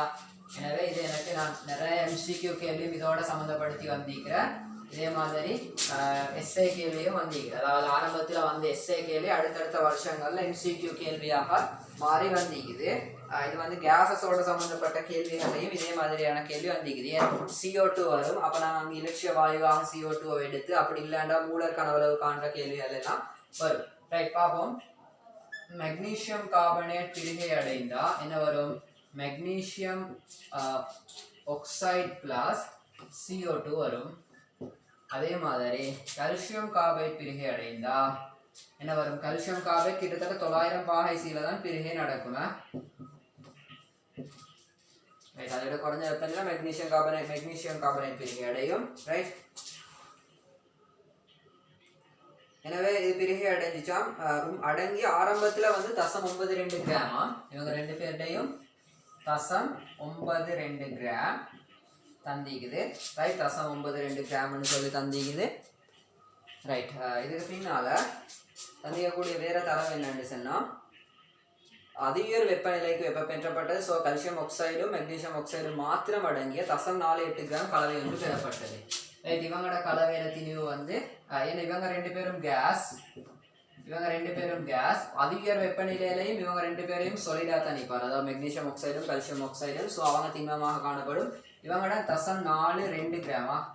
எஸ், ஐ திங்க் 0.42 கிராமும் என்ன செஞ்சிச்சு? 48 கிராம். சரி, 48 கிராம். சரி, 0.48 கிராம் பெறப்பட்டது. ஸோ இப்போ கேள்வி என்னண்டா, ஆரம்ப கலவையின் கால்சியம் கார்பனேட்டின் சதவீத திணிவை கணிக்க. அதாவது திணிவு சதவீதத்தை கணிக்க செல்லுகிறது. ஆரம்ப கரைசலில் கால்சியம் கார்பனேட்டை திணிவு சதவீதத்தை கணிக்க செல்லுகிறது. ஸோ நான் இப்போ எடுக்கிறேன். எனக்கு இவர்ட மூலம் தெரியா, நான் ரெண்டும் சமன் எடுக்கலாம். ஸோ நான் இவர்ட மூலம் எடுக்கிறேன் எக்ஸ் மூலண்டு, இவர்ட மூலம் எடுக்கிறேன் நான் Y மூலண்டு சொல்லி. ஸோ இவருடைய தாக்கம் பிரிகை அடைந்தாலும் இதே எக்ஸ் மூல் தான் இங்கே வரும், இதே Y மூல் தான் இங்கே வரும். ஏன்னா P சமானம் நீங்க தாக்கத்தை சமப்படுத்திட்டு பார்த்தா ஒரு மெக்னீசியம் இங்களையும் ஒரு மெக்னீசியம் இங்க ஒரு கார்பன் அங்களையும் ஒரு கார்பன் இங்க ஆக்சிஜன் 3 இங்க ஒரு ஆக்சிஜன் இங்க ரெண்டும் மொத்தம் 3 அதே தாக்கம் தான் அடுத்த தாக்கம் எனவே மோல் விகிதம் சமன் சரியா ரைட் எனவே இவரோட மொத்த திணிவுக்கான ஒரு கோவை போடுவோம் என்ன கோவை மெக்னீசியம் எனக்கு தெரியும் 24 சோ 24 மெக்னீசியம் சாரண திணிவுக்கான 24 கார்பனுக்கு 12 ஆக்சிஜனுக்கு 48 ஒரு ஆக்சிஜனுக்கு 16 மூணு ஆக்சிஜனுக்கு 48 சோ இத கூட்டினா 4 84 வரும்னு நினைக்கிறேன் ரைட் 84 கிராம் மோல் -1 யாரோட மெக்னீசியம் கார்பனேட் மூலக்கூற்று திணிவு ரைட் அதே மாதிரி கால்சியம் கார்பனேட் உங்களுக்கு யூசுவலா தெரியும் 40 60 சோ 100 வரும்னு தெரியும் எனவே 100 கிராம் மோல் -1 எனவே நான் இதுக்கு ஒரு கோவை எழுதுறேன் இவரோட திணிவுக்கு எனவே மொத்த திணிவு WT சமன் W calcium carbonate plus W magnesium carbonate so calcium carbonate திணிவுக்கு என்ன கோவை எழுதலாம் என்ன இவரோட மூல் எவ்வளோ y தர மூலர் திணிவு எவ்வளோ 100 y தர 100 இது வந்து யாரோட திணிவை தரும் கால்சியம் கார்பனேட் திணிவை தரும் பிளஸ் மெக்னீசியம் கார்பனேட் திணிவுக்கு என்ன போடலாம் மூல் வந்து x எனவே x தர இவரோட மூலர் திணிவு எவ்வளோ 84 எனவே 84 x என்று சொல்லி ஒரு சமன்பாடு எழுதலாம் இது சமன் எவ்வளவு வரணும் 0.92 கிராம் வரும் சோ இது ஒரு சமன்பாடு ரைட் அதே மாதிரி நான் இன்னும் ஒரு சமன்பாடு எழுதுவோம் மெக்னீசியம் ஆக்சைடுக்கும் கால்சியம் ஆக்சைடுக்கும் ரைட் எனக்கு தெரியும் மெக்னீசியத்துக்கு வந்து 24 சோ ஆக்சைடுக்கு வந்து 16 எனவே 24 16 40 எஸ் 40 கிராம் மோல் -1 மெக்னீசியம் ஆக்சைடு சார் மூலக்கூற்று திணிவு அதே மாதிரி கால்சியத்துக்கு பார்த்தா கால்சியத்துக்கு 40 ஆக்சிஜனுக்கு 16 சோ 56 என்று வரும் சோ இவருக்கு நான் ஒரு சமன்பாடு எழுதுறேன் மொத்த திணிவு சமன் என்ன வரும் W calcium oxide plus W magnesium oxide ஏன்னா மொத்த திணிவு தெரியும் 0.48 இதுல கால்சியம் ஆக்சைடுக்கு என்ன வரும் y தர 56 பிளஸ் மெக்னீசியம் ஆக்சைடுக்கு என்ன வரும் 40 அதாவது x தர 40 ரைட் எனவே இப்போ நீங்க சுருக்கினீங்கன்னு சொன்னா இந்த ரெண்டு சமன்பாடையும் வச்சுக்கொண்டு நீங்க சுருக்கி ஆன்சர் எடுத்தீங்கன்னா உங்களுக்கான கேள்விக்கான பதில் சரி ரைட் முதலாவது என்ன சமன்பாடு இந்த சமன்பாடு அதாவது 0.92 சமன் 100y பிளஸ் 84y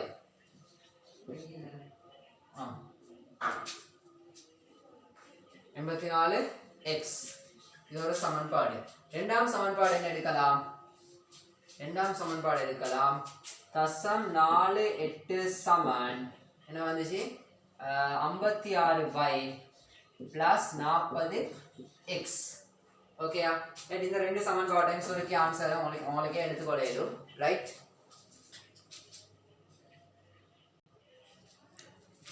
நாங்கள் இப்போ கழிப்போம் சரி என்ன செய்யலாம்னு சொன்னால் எனக்கு ஒன்றுலேருந்து ஒன்றை கழிக்கலாம் எனக்கு இங்கே காணணும் கால்சியம் கார்பனேட் நான் கால்சியம் கார்பனேட்டுக்கு எடுத்துக்கிறேன் வைன்னு சொல்லி ஸோ நான் எக்ஸை இல்லாமல் ஆக்குறேன் அப்போ எனக்கு ஈஸியாக இருக்கும் எக்ஸை இல்லாமல் ஆக்கணும்னா எனக்கு என்ன செய்யலாம் ரெண்டு ஒன்றை ஈக்குவல் ஆக்கணும் ரைட் இப்போ எனக்கு என்ன செய்யலாம்னு சொன்னால் ரெண்டுக்கும் பொதுவான காரணி ஒன்றால் பிரிக்கலாம் ரைட் முதலாவது நாங்கள் என்ன செய்வோம்னு சொன்னால் இந்த சமன்பாட்டை 4ஆல் பிரிப்போம்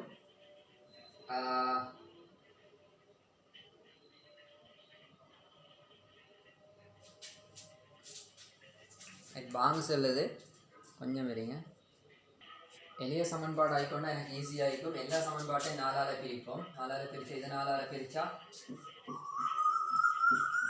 என்ன வரும் 0.12 சமன் 4y ப்ளஸ் 10x ரைட் இது என்ன எனக்கு சுருக்கலாம் இருந்தாலும் இதோட நிப்பாட்டும் இதே 4ஆல் சுருக்கி பார்ப்போம் என்ன வரும் 0.2 திரும்ப 12ல் 4 3 சமன் 4ஆல் சுருக்கினா 25y ப்ளஸ் 2.1x ஸோ எனக்கு என்ன செய்யலாம்னா இது ரெண்டுக்கும் பொதுவான ஒரு காரணியால் பிரிக்கலாம் எனக்கு வையை தான் வச்சுக்கொள்ளணும் ஸோ நான் இதை ஈக்குவல் ஆக்கணும் 21க்கு ஸோ இவங்க 10க்கும் 21க்கும் பொதுவான ஒரு காரணியால் நான் பிரிக்கணும் 10க்கும் 21க்கும் சொன்னால் எனக்கு இதை இன்னும் 2ஆல் பிரிக்கலாம் பிரித்தா என்ன வரும் தசம் சைஃபர் 6 சமன் 7y ப்ளஸ் 5x. ஸோ எனக்கு இந்த சமன்பாடை நான் முதலாம் சமன்பாடுன்னு எடுக்கிறேன், இதை ரெண்டாம் சமன்பாடுன்னு எடுக்கிறேன். எனவே முதலாம் ரெண்டாம் சமன்பாட்டில் எனக்கு என்ன செய்யணும்? முதலாம் சமன்பாட்டு 21ஆல் பெருக்குவோம். சரி, 21ஆல் பெருக்கினா என்ன வரும்? தசம் சைஃபர் 6 தர 21 சமன் 7 21. 7 தர 21 என்ன வரும்? 21 7ஆல் பெருச்சா 7 14 147y சரியா ப்ளஸ் 7 5 35x. சாரி 21 தர 5. 21 தர 5 எத்தனை வரும்? 105 வருமா? 21 தர 5 இங்கே 5 இங்கே 10, எனவே 105 எக்ஸ்ன்னு வரும். எனவே மூணாம் சமன்பாடுன்னு எடுத்துக்கொள்வோம். திரும்ப இப்போ நாலாம் சமன்பாட்டுக்கு என்ன செய்வோம்? நாலாம் சமன்பாட்டுக்கு பதிலாக இந்த ரெண்டாம் சமன்பாட்டை 5ஆல் பெருக்குவோம். ரெண்டாம் சமன்பாட்டை 5ஆல் பெருக்குவோம். எனவே 5ஆல் பெருக்கினா என்ன வரும்? தசம் 2 3 தர 5 சமன் 25 5 எனக்கு தெரியும் 125y ப்ளஸ் 21 தர 5 105x. எனவே நாலாம் சமன்பாடு. இப்போ எனக்கு என்ன செய்யலாம்? பெருசிலிருந்து சிறுசா கழிக்கலாம், இதிலிருந்து இதை கழிக்கலாம். எனவே 3லிருந்து 4 கழிப்போம். 3 மைனஸ் 4 அது சமன், நான் இங்கே நேரத்தை கழிக்கிறேன், 105xும் 105xும் கழிவட்டு இல்லாமல் போய்த்திரும் 147y மைனஸ் 125y சமன். இது ரெண்டு நாங்கள் பெருக்கி போட்டுக்கொண்டா ஈஸியாக இருக்கும். ஸோ நான் தசம் சைஃபர் 6 21ஆல் பெருக்கிறேன். ஜஸ்ட் கல்குலேஷன் தான் நிற்கிறேன். கொஞ்சம் உங்களுக்கு மேக்ஸ் கல்குலேஷன் டக் டக்குன்னு செய்யலாம்டா செய்யலாம், ரைட்? அதில் வேறு எதுவும் இல்லை. தசம் சைஃபர் 6 21ஆல் பெருக்கும் 1.26. ஸோ இதுக்கு 1.26 வரும், ரைட்? அதே மாதிரி தசம் சைஃபர் 2 3 தர எத்தனையால் பெருக்கணும்? 5ஆல் பெருக்கணும். ஸோ 5ஆல் பெருக்கினா தசம் 115 வருது. நான் சுருக்கினது சாரி 1.15 வருது. 1.15 வருது. ஸோ எனக்கு தசம் 26 மைனஸ் 1.26 மைனஸ் 3லிருந்து 4 கழிச்சோம் 1.15. ஸோ இதை சுருக்கினா வரும்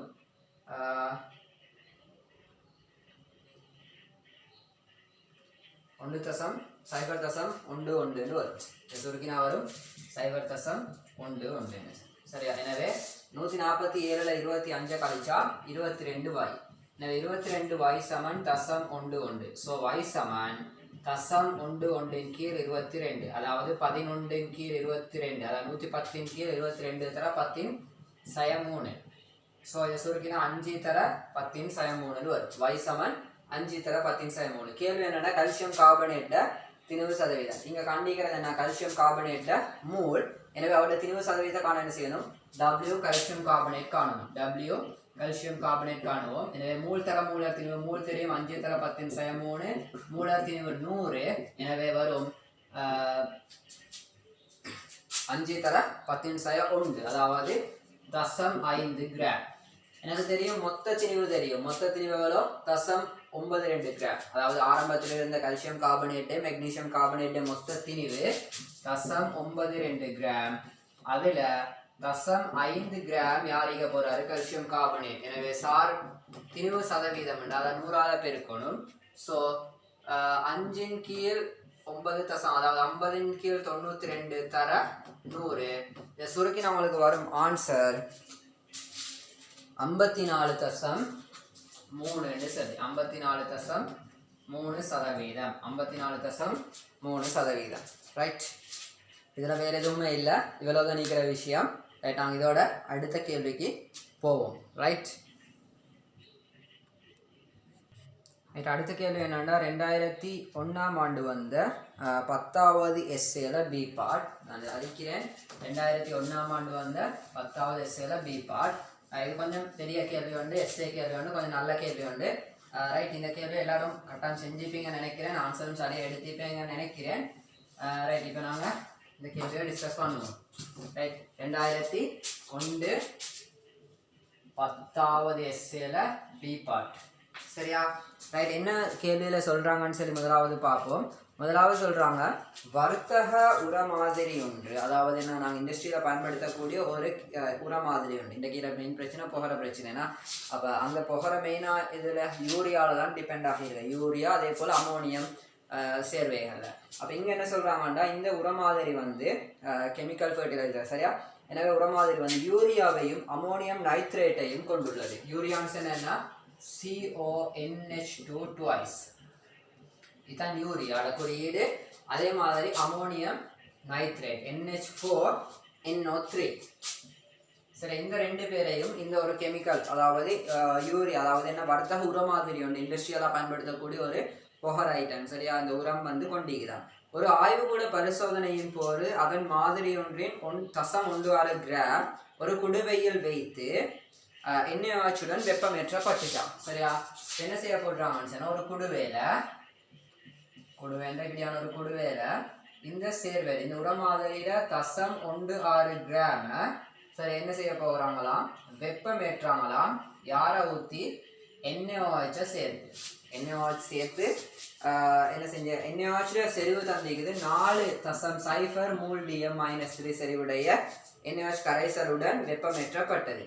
ஸோ அதில் வெளிவந்த வாயு 1 மூல்டியம் -செறிவுடைய HCl 50 சென்டிமீட்டர்னால் உறிஞ்சப்பட்டது.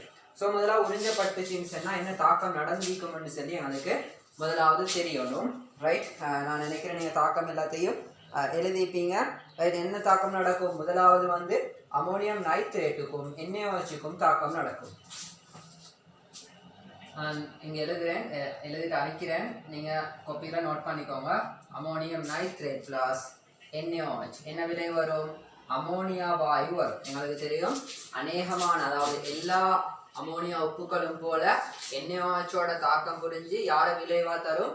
அமோனியா வாயுவை பொதுவாக விளைவாக தரும். அநேகமான அமோனியா உப்புக்கள் அமோனியா கேஸை விளைவாக தரும். அமோனியா NH3 கேஸை. இதுக்கு மேலதிகமாக இங்கே என்ன வரும்? இந்த NH3 பேத்துட்டு இந்த இங்கே இருக்கிறது மற்ற யாரு? NO3 மைனஸ், இங்கே இருக்கிறாள் யாரு? Na+. ஸோ இவங்க ரெண்டு பேரும் சேருவார். ஸோ என்ன வரும்? NaNO3 வரும். NaNO3 வரும். அதுக்கு மேலதிகமாக வந்து H2O வரும்.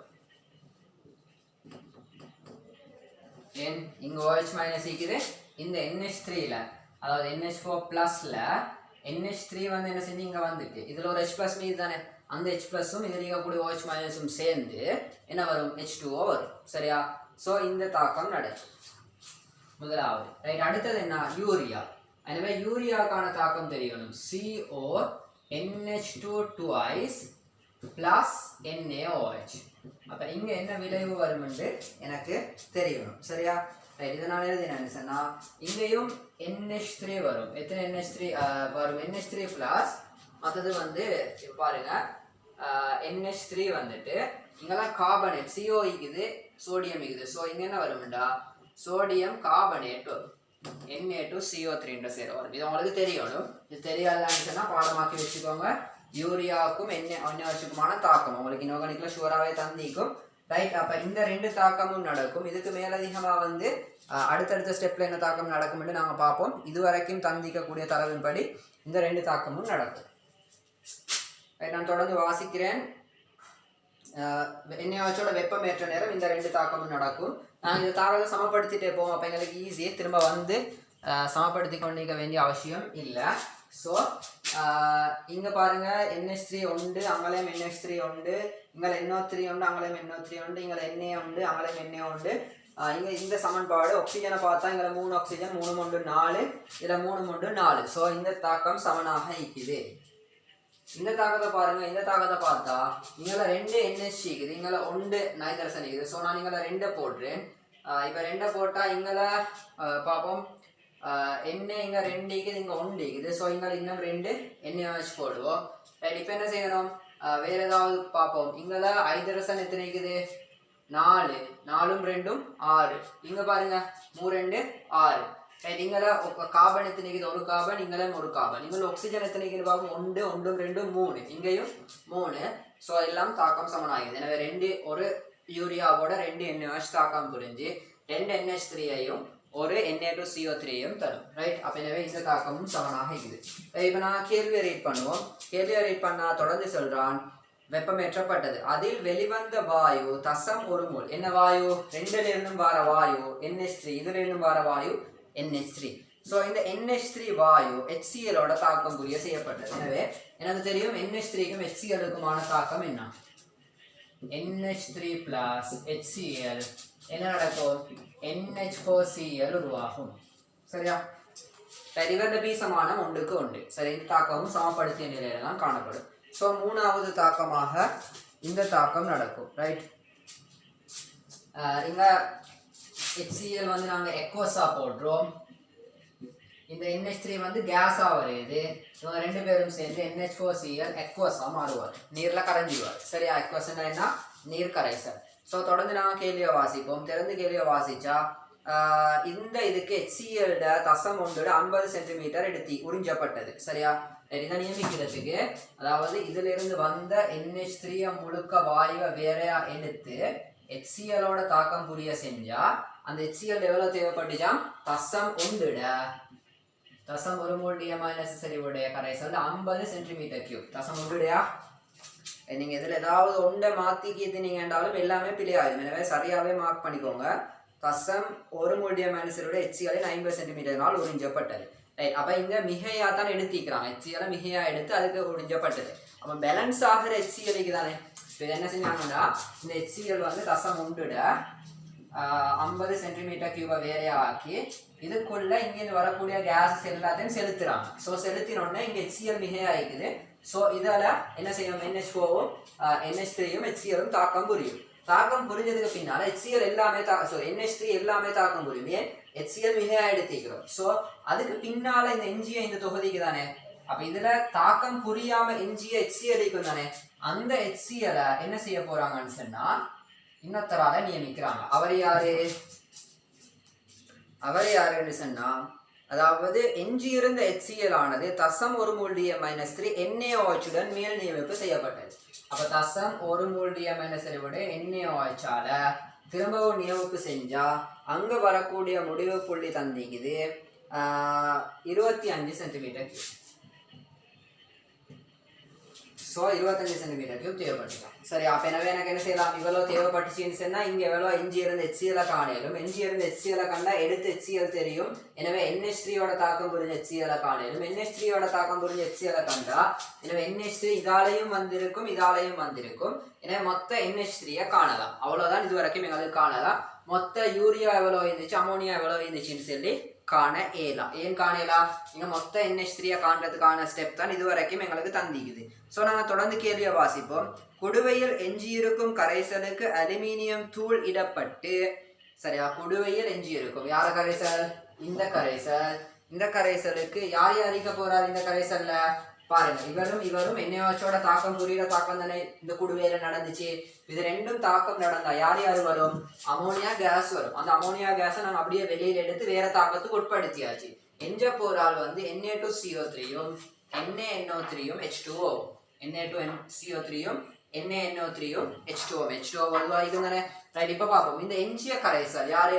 Na2CO3யும் NaNO3யும். இதுக்கு மேல அதிகமா நாங்க NaOH மிகையாத்துல போட்டிக்கிறோம். NaOH எப்படி போட்டிக்கிறோம்? மிகையா போட்டிக்கிறோம். ஸோ NaOH-உம் இந்த கரைசல் இருக்கும். ஓகேயா? ரைட்? இந்த கரைசலை என்ன செய்ய போறாங்கன்னா, அலுமினியம் தூளிடப்பட்டு, குடுவையில் எஞ்சியிருக்கும் கரைசலுக்கு அலுமினியம் தூளிடப்பட்டு குமிழிகள் வெளிவராத வரைக்கும் வெப்பமேற்றப்பட்டது. ஸோ எனக்கு தெரியணும் அலுமினியம் தூளிடப்பட்டா அங்கே என்ன தாக்கம் நடக்கும்னு சொல்லி. NaOH இருக்குது, அலுமினியம் இருக்குது, NO3- இருக்குது. ரைட்? இந்த தாக்கம் நீங்கள் ஆல்ரெடி படிச்சிக்கிற தாக்கம். ஒரு ஞாபகம் இருக்குதோ தெரியா? அலுமினியம் 3+ போடுறாங்க. சரியா? ஆல்ரெடி இருக்கிறாள் யாரு? NaOH இருக்கிறாரு. அதுக்கு மேலதிகமாக இன்னொருத்தர் இருக்கிறாரு யாரு? NO3-. எந்த NO3-? இங்கே இருக்கக்கூடிய NO3-. Na2CO3 இருக்கிறாரு. இவங்க 3 பேரையும் காண்ற நேரம் உங்களுக்கு ஒரு தாக்கம் ஞாபகம் வரணும். என்ன? அலுமினியம் ஒக்சி அன்னையன் உருவாகிறது. Al(O2- plus NH3 உருவாகிற தாக்கம் ஞாபகம் வருதா? இந்த தாக்கத்தை போட்டு நாம சமநிலைப்படுத்துற தாக்கம் எல்லாம் எழுதிப்போம். ரைட்? அப்போ இந்த தாக்கம் உங்களுக்கு ஞாபகம் வரணும். இந்த தாக்கத்தை நீங்கள் எப்படி சமப்படுத்த போகிறீங்க, அதை சமப்படுத்தி இந்த தாக்கம் நடக்கும்ன்றது உங்களுக்கு விளங்கணும். இங்கே அலுமினியம் தூள் போட்டு வாழணும். ஸோ இங்கே வரக்கூடிய வாயு யாரு? NH3 வாயு. அந்த வாயு என்ன செய்கிறாங்களாம்? முழுமையாக வெப்பமேற்றி அதாவது என்ன வெளியேற்றாங்களாம். சரியா? வெளியேற்றினதுக்கு பின்னால ரைட் வெப்பமேற்றப்பட்டது. இப்போது வெளிவந்த வாயு இன்னும் ஒரு தசம் ஒரு மூல் HCl 50 சென்டிமீட்டரினால் குமிழிகள் வெளிவராத வரைக்கும் வெப்பமேற்றப்பட்டது. குமிழிகள் வெளிவராத வரைக்கும் வெப்பமேற்றப்பட்டதுன்னா மேக்சிமம் ஃபுல்லாக வெப்பமேற்றாங்க, எல்லா தாக்கமும் நடந்து முடியும் வரைக்கும். அதாவது NO3- முடியும் வரைக்கும். ஏன்னா அலுமினியம் 3+ மிகையா போட்டிப்போம், NaOH மிக ஆகிக்குது. ஸோ NO3- முடியும் வரைக்கும் என்ன செய்கிறாங்க? இதை வெப்பமேற்றாங்க. சரியா? இந்த தாக்கத்தை நடக்க விட்டுறாங்க. ஸோ NO3- முற்று முழுதாக தாக்கம் புரியும். தாக்கம் புரிஞ்சால் NH3 கேஸ் வரும். இப்போ இங்கே வரக்கூடிய NH3 கேஸ் என்ன செய்கிறாங்க? இன்னும் ஒரு தசம் ஒரு மூல் HCl 50 சென்டிமீட்டர் உறிஞ்சப்பட்டு எஞ்சியிருந்த HCl ஆனது தசம் ஒரு மூல் NaOH மீற நியமிப்பு செய்யப்பட்ட போது இந்த நியமிப்புக்கு தசம் ஒரு மூல் NaOH 40 சென்டிமீட்டர் கியூப் தேவைப்பட்டுச்சு. ரைட்? இப்போ இதே என்ன செய்கிறாங்கன்னு சொன்னால் இந்த ப்ராக்டிக்கலை வந்து இன்னும் ஒரு விதத்தில் செய்கிறாங்க. ரைட்? நான் இங்கே எழுதுகிறேன், உங்களுக்கு விளங்கும்னு நினைக்கிறேன். ரைட்? இப்போ இங்கே இந்த தாக்கத்துலேருந்து வரக்கூடிய NH3க்கு தானே, இந்த NH3 திரும்பவும் இதே மாதிரி தாக்கம் புரிய செய்கிறாங்க. அதே தசம் 50 சென்டிமீட்டர் கியூப். ஸோ எடுத்துற இதாம் சமன். இதுக்கு பின்னால் இங்கே செஞ்ச ப்ராக்டிக்கல் மாதிரியே இன்னும் ஒரு ப்ராக்டிக்கல் செய்கிறாங்க. அந்த ப்ராக்டிக்கலில் ரைட் இங்கிக்கக்கூடிய எஞ்சிய HCl நியமிக்கிறதுக்கு NaOH போடுறாங்க. எவ்வளோ? தசம் ஒரு மூல் ஸ்மால் d - செறிவுட NaOH 40 சென்டிமீட்டர் கியூப் தேவைப்படுது. 40 சென்டிமீட்டர் கியூப் தேவைப்படுது தான். ரைட்? இவ்வளோதான் தந்திக்கக்கூடிய தரவு. இப்போ கேள்வி என்னன்னு சொன்னால், மேலே மேற்கொள்ளப்பட்ட எல்லா தாக்கங்களுக்கும் உரிய சமப்படுத்தி இரசாயன சமன்பாடுகளை தருக. இவ்வளோ நேரம் நாங்கள் எழுதின தாக்கம், இந்த தாக்கம், இந்த தாக்கம், இந்த தாக்கம், இந்த தாக்கம், இந்த 4 தாக்கத்தை நீங்கள் கொடுத்தீங்கன்னு சொன்னால் போதும். இதுக்கு மேலதிகமாக வந்து HClக்கும் NaOHக்குமான தாக்கமும் இங்கே நடக்குது தானே. ஸோ அந்த தாக்கத்தையும் கொடுக்கணும். HClக்கும் NaOHக்கும் நியமிப்பு தாக்கத்தையும் கொடுக்கணும். ஸோ மொத்தம் 5 தாக்கங்கள் நீங்கள் கட்டாயம் கொடுக்க வேண்டிய தாக்கங்கள். சரியா? ரைட்? அதை வந்து சமப்படுத்தி இரசாயன சமன்பாடுகள் சமப்படுத்திய நிலையில் கொடுக்கணும். சரியா? ரைட். அடுத்தது, மேலே கொடுக்கப்பட்ட தரவுகளை பயன்படுத்தி வருத்தப்புற மாதிரியுள்ள யூரியா அமோனியம் நைட்ரேட், யூரியாடையும் அமோனியம் நைட்ரேட்டையும் சரியா என்னத்தை காண சொல்லிக்குதுண்டா? கன்சன்ட்ரேஷனை திணிவு சதவீதம். சரியா? திணிவு சதவீதத்தை காண சொல்லிக்குது. ஸோ மொத்த திணிவுகளுக்கு தெரிஞ்சுக்கணும் திணிவு சதவீதத்தை காண்றதுக்கு. அப்படி இல்லைண்டா மொத்த திணிவு தந்திக்குது. அதாவது மாதிரி ஒன்றின் தசம் 1.6 கிராம் தசம் 1.6 கிராம்னு சொல்லி தந்திக்குது. எனவே மொத்த திணிவுகளுக்கு என்ன செய்யும் தெரியும். ரைட்? இப்போ நாங்கள் பார்ப்போம் இந்த கேள்வியை எப்படி செய்யலாம்னு சொல்லி. ரைட்? இப்போ முதலாவது என்ன செய்யணும்னு சொன்னால், ஒரு தொங்கல்ல இருந்து வந்தால் ஈஸியாக இருக்கும். நான் கீழே இருந்து வரேன். கடைசியாக அதாவது 2வது ப்ராக்டிக்கல். இந்த 2வது ப்ராக்டிக்கலில் எஞ்சிய HCl எவ்வளோ? எஞ்சிய NaOH அதாவது எஞ்சிய HCl நியமிக்கிறதுக்கு NaOH 40 சென்டிமீட்டர் கியூப் தேவைப்பட்டுச்சு. அதை நான் மூலுக்கு மாற்றினேன்டா M7Cv. எனவே C வந்து எனக்கு தெரியும் தசம் 1 தர 40 தர 10⁻3. ஸோ மூல் வரும் 4 தர 10⁻3 மூல். சரி? அதாவது எஞ்சி HCl நியமிக்க தேவையான NaOH வந்து 4 தர 10⁻3 மூல். ஸோ NaOHக்கும் HClக்குமான பீசமானம் 1க்கு 1. ஸோ எஞ்சிய HCl வந்து 4 தர 10⁻3 மூல். ஓகே தானே? எஞ்சி HCl 4 தர 10⁻3 மூலாக இருந்தா, எஞ்சி HCl 4 தர 10⁻3 மூலாக இருந்தா, ரைட், இங்க வாங்க. ரைட்? எடுத்த HCl எவ்வளோ?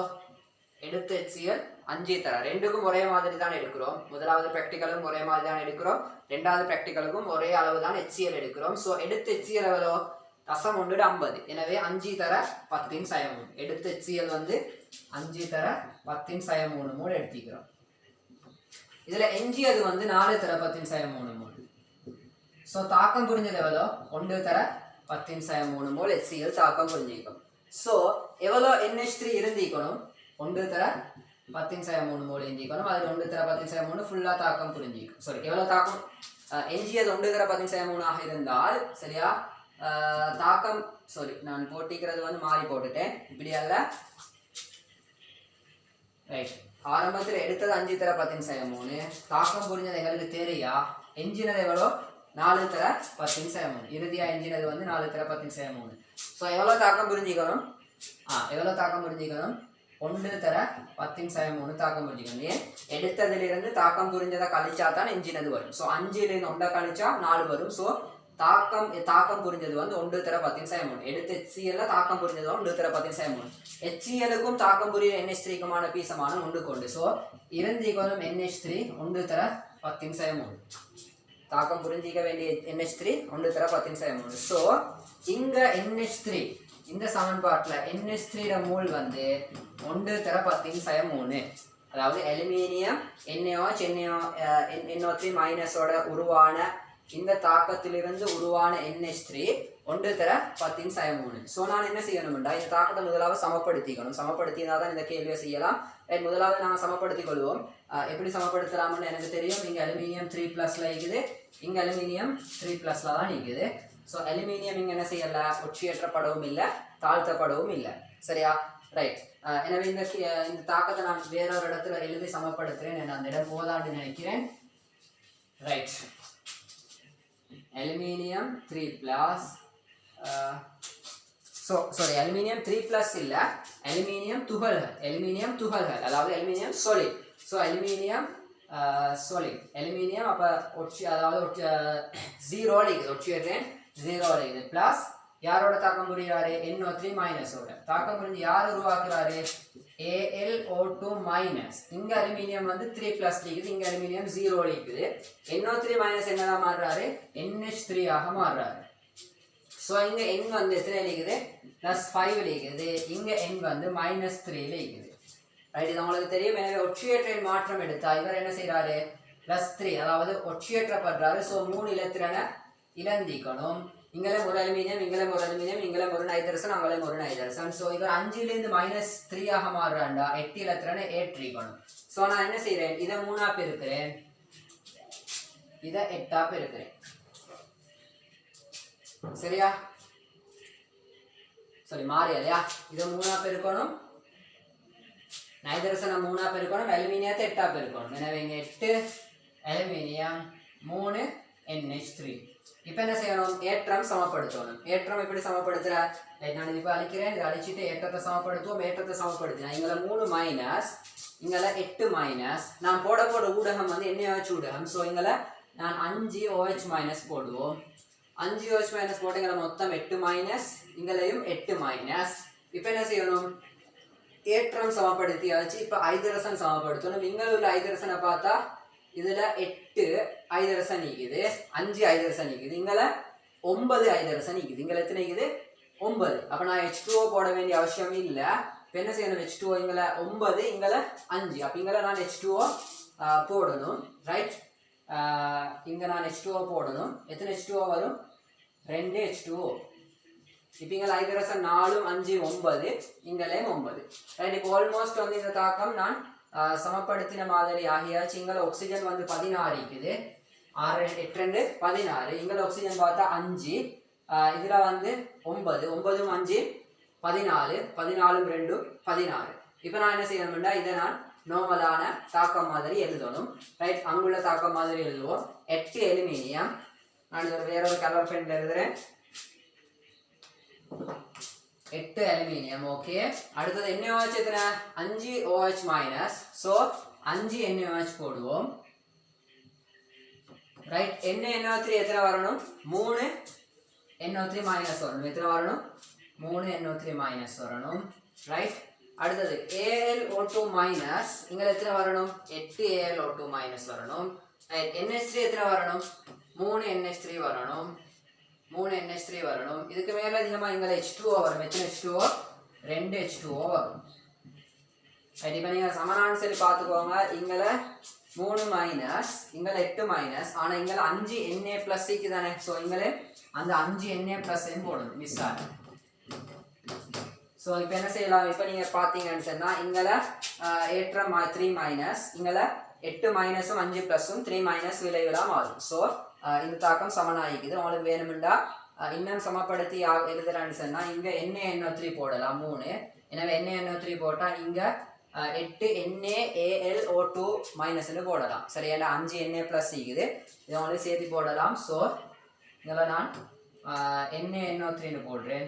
இத்தனை 3 NaNO3ன்னு போடுறேன். அப்போ இங்கே Na 3 இங்கே 5 மொத்தம் 8 இதே மடிச்சிட்டு அதை இங்கே போடுறேன். எனவே 8 NaAlO2ன்னு வரும், மைனஸ் வராது, இங்கேயும் மைனஸ் வராது. So 8 aluminium, 5 NaOH, 3 NaNO3, 2 H2O, இங்கே 8 NaAlO2 ப்ளஸ் 3 NH3. இது தாக்கம் சமப்படுத்தல். இது வந்து பேசிக் சரியா இருந்தாலும் இது வித்தியாசமான ஒரு தாக்கம்ன்றதுனால இவ்வளோ டைம் எடுத்து நான் இதை எக்ஸ்பிளைன் பண்ணிக்கிறேன். ஓகேயா, ரைட். இப்போ நாங்கள் அடுத்த ஸ்டெப்புக்கு வருவோம். சரி, இது எங்களுக்கு பெருசாக தேவை, இந்த விகிதம் மட்டும்தான் தேவை. ரைட், இந்த விகிதம் மட்டும்தான் தேவை. ரைட், நாங்கள் இப்போ பார்ப்போம். இப்போ எனக்கு என்ன செய்யணும்டா, இந்த உருவான NH3 மூல எண்ணிக்கை தெரியும். எவ்வளோ உருவாயினது? 1 தர 10.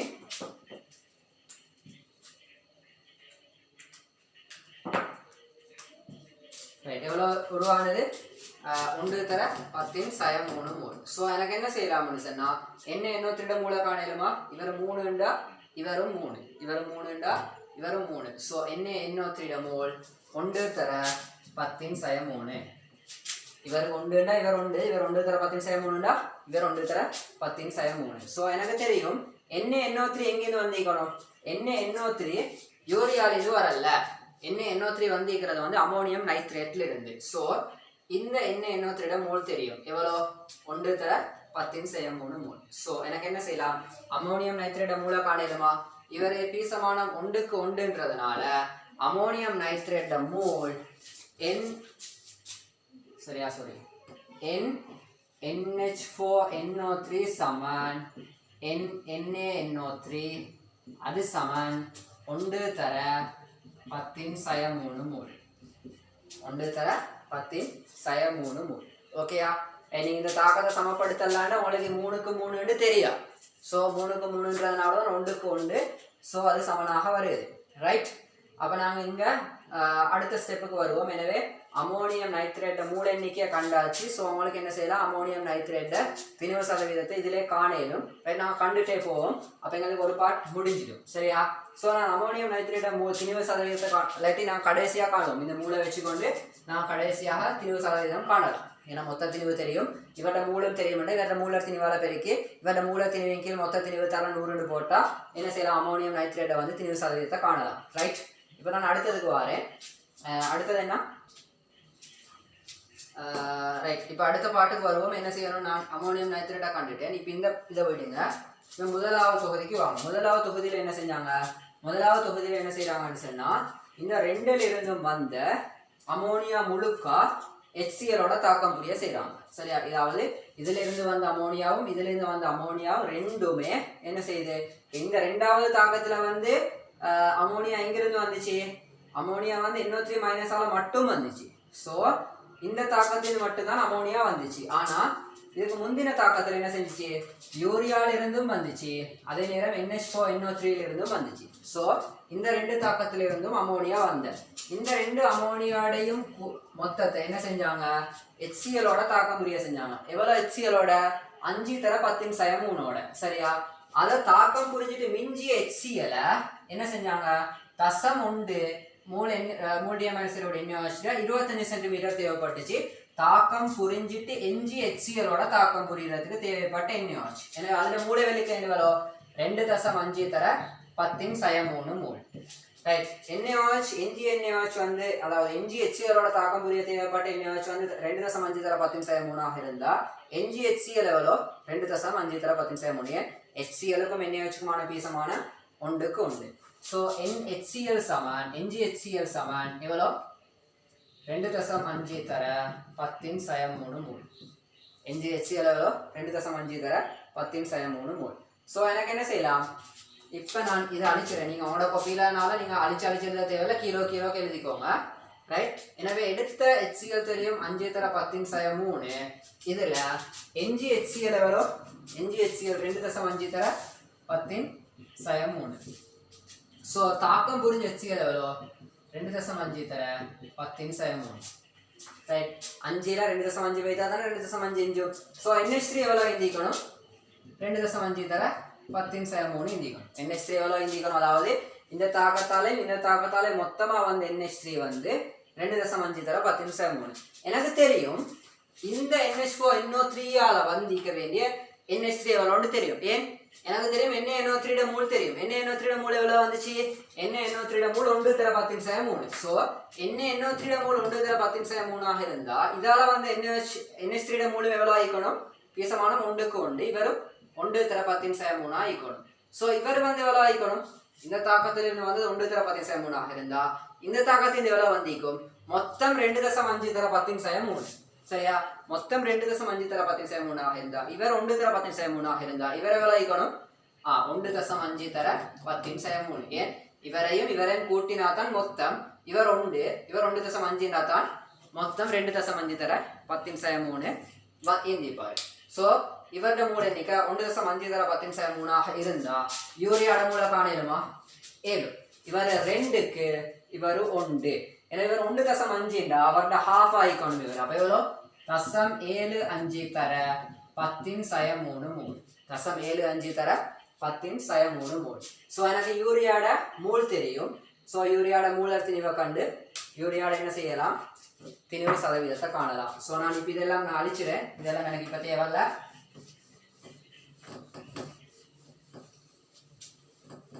ரைட், எனவே யூரியாட திணிவு சதவீதம் சமன் யூரியாட மொத்த திணிவு, யூரியாட மூல் வந்து 0.75 தர 10-3. யூரியாட மூலர் திணிவு நீங்க கண்டா பாருங்க 60 கிராம் மூல் -1 வரும். அது தெரியும் எனக்கு. யூரியா எப்படி காண்றான்னு சொல்லி சிக்கு வந்து CONH2 twice தானே.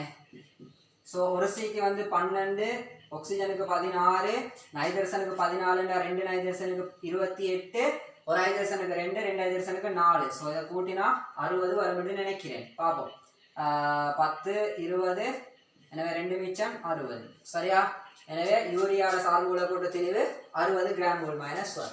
எனவே மொத்த யூரியாட திணிவு வரும். கீழே மொத்த திணிவு 0.16 கிராம் தர 100ஆல பெருக்கினா சதவீதம் வரும். ரைட், இது என்ன யூரியாட சதவீதம். அடுத்தது யாரோட சதவீதம் காணணும், அடுத்தது அமோனியம் நைட்ரேட் சதவீதம். எனவே அமோனியம் நைட்ரேட் மூல் எண்ணிக்கை தெரியும் 1 தர 10-3 மூல். சரியா, மூலர் திணிவு என்ன செய்யணும் காணணும். எனவே NH4NO3 2 நைட்ரசன் வருது, ஸோ 28, 4 ஹைட்ரசன் வருது, ஸோ 4, ஆக்சிஜன் 3 வருது, ஸோ 48. எனவே பெருக்கினா 18, இங்கேயும் 20 வருது, 2 மிச்சம் 80 வருது. ஸோ இங்கே என்ன வரும், 80 தர 80 கிராம் மூல் -1, கீழே 0.16 தர 100. ஸோ இதை சுருக்கிறது ஈஸியாக இருக்கும். ரைட், இதை நீங்கள் சுருக்கினீங்கன்னு சொன்னால் உங்களுக்கு வரும், இது வந்து சரி 50% வரும். ரைட், யூரியாட வருது 28%. இதை சுருக்கினா உங்களுக்கு வரும் 28%. ஸோ நீங்கள் இதிலிருந்து விளங்குது என்னண்டா, ஒரு யூரியா உற்பத்தியில் அதாவது என்ன உர உற்பத்தியில், சரியா, வர்த்தக ரீதியான உர உற்பத்தியில் அமோனியம் நைட்ரேட்டும் யூரியா ரெண்டும் மட்டும் இல்லை, இவங்க 2 பேருடைய மொத்த திணிவு சதவீதம் வந்து கிட்டத்தட்ட 78%. அப்போ இன்னும் 22%க்கு வேற கெமிக்கல்ஸ் ஈக்கும், கட்டாயம் ஈக்கணும். அது சடத்துவம் ஆயிக்கலும், வேற பொருட்கள் ஆயிக்கலும், எதோ ஆயிக்க மேலும். ஆனால் இன்னும் 22% இந்த யூரியால இந்த புகரால, சரியா, இந்த வர்த்தக உர உற்பத்தியில், வர்த்தக உரத்தில் இன்னும் 22% வேறொரு பொருள் ஒன்று ஈக்கும். சரியா, அப்போ இங்கே அமோனியாட 50%, அமோனியம் நைட்ரேட் 50%, யூரியாட 28% வருது. ஸோ நான் நினைக்கிறேன் இந்த கேள்வி விளங்கிக்கும்னு சொல்லி இந்த கேள்வியை நீங்கள் பாருங்கள். நான் அதாவது மெத்தடை தான் சொல்லி தந்திக்கிறேன். நீங்கள் தான் உங்களோட கொப்பியில் ஒரு ஸ்டைலுக்கு எழுதிக்கொள்ளணும். இது ஓர்டருக்கு எழுதிக்கோங்க. நான் ஓர்டருக்கு எழுதில, நான் அங்கே நீங்கள் குழப்பி எழுதுறேன். ஏன்னா அப்படி எழுதுறதுக்கு ஒரு நோக்கம் மீற நீங்கள் ஓர்டருக்கு எழுதினீங்கன்னு சொன்னால் நீங்கள் அதை பாடமாகிக்கொண்டே செய்ய பார்ப்பீங்க. சும்மா நோட்ஸ், அதாவது நோட்ஸ் மாதிரி எழுத பார்ப்பீங்க. இது நோட்ஸ் மாதிரி எழுதுறதுல விஷயமே இல்லை. என்ன செய்யணும்னா இதை நீங்கள் செல்ஃபாக வந்து நீங்கள் எழுதி பழகணும். சரியா, நீங்கள் கேள்வியை செஞ்சு பழகணும். அந்த கேள்வியில் ஏதாவது விஷயம் விளங்கலான்னு சொன்னால் நான் விளங்கப்படுத்துகிற நேரம் நீங்கள் விளங்கிக்கொள்ள பார்க்கணும். மற்றபடிக்கு நீங்கள் முழுக்கா என்ன செஞ்சு வேலை, இது சும்மா ஒரு நோட் மாதிரி நீங்கள் எழுதிக்கொண்டு எந்த ஒரு பிரயோஜனமும் இல்லை. சரி, நீங்கள் செல்ஃபாக ப்ராக்டிஸ் பண்ணணுன்றதுக்காகத்தான் இந்த கேள்வி. அதனால தான் நான் ஒவ்வொரு இடத்துல எழுதுறேன்.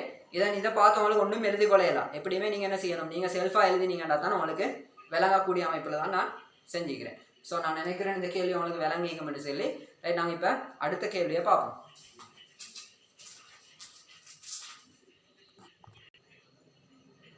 போர்டில் இருக்கிற விலங்கெல்லாம் சொன்னால் மேலே இருக்கிற இப்போ கொஞ்சம் நோட் பண்ணிக்கோங்க.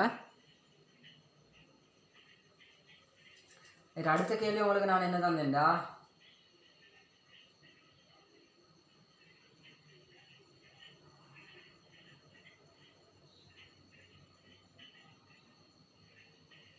அடுத்த கேள்வி நான் உங்களுக்கு ஆல்ரெடி செஞ்ச கேள்வின்னு நினைக்கிறேன். சரியா? அதாவது 30 சென்டிமீட்டர் கியூபில் 1 டெசிமீட்டர் கணம் நீர் வந்து ஆக்சிஜன் கரைஞ்சிக்கிற கேள்வி. ரைட், நான் அந்த கேள்வியும் பார்ப்போம். நான் இந்த கேள்வியெல்லாம் கொஞ்சம் குயிக்காக செஞ்சுட்டு போகிறேன் உங்களுக்கு. அதாவது ஒரு பழைய பாஸ் பேப்பர் கேள்வி, இதுக்கெல்லாம் மிச்சம் டைம் கொடுத்து செஞ்சு கொண்டிருக்கலாம். பொதுவாக கடைசி 10 வருஷமும் நிறைய பேர் செய்ய மாட்டாங்க. இது வந்து 20 வருஷத்துக்கு முந்தி வந்த கேள்விகள். சரியா? 15 வருஷத்துக்கு முந்தி வந்த கேள்விகள். ரைட்,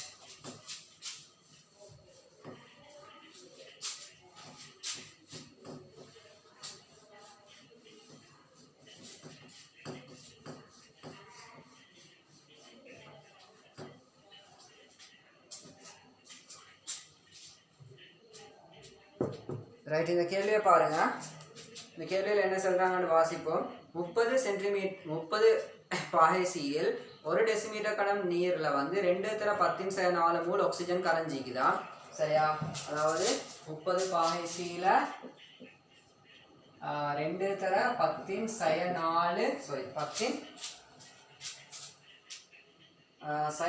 மூல். சரியா? 10⁴ மூல் ஆக்சிஜன் சொல்ற நேரம் O2 கேஸ்.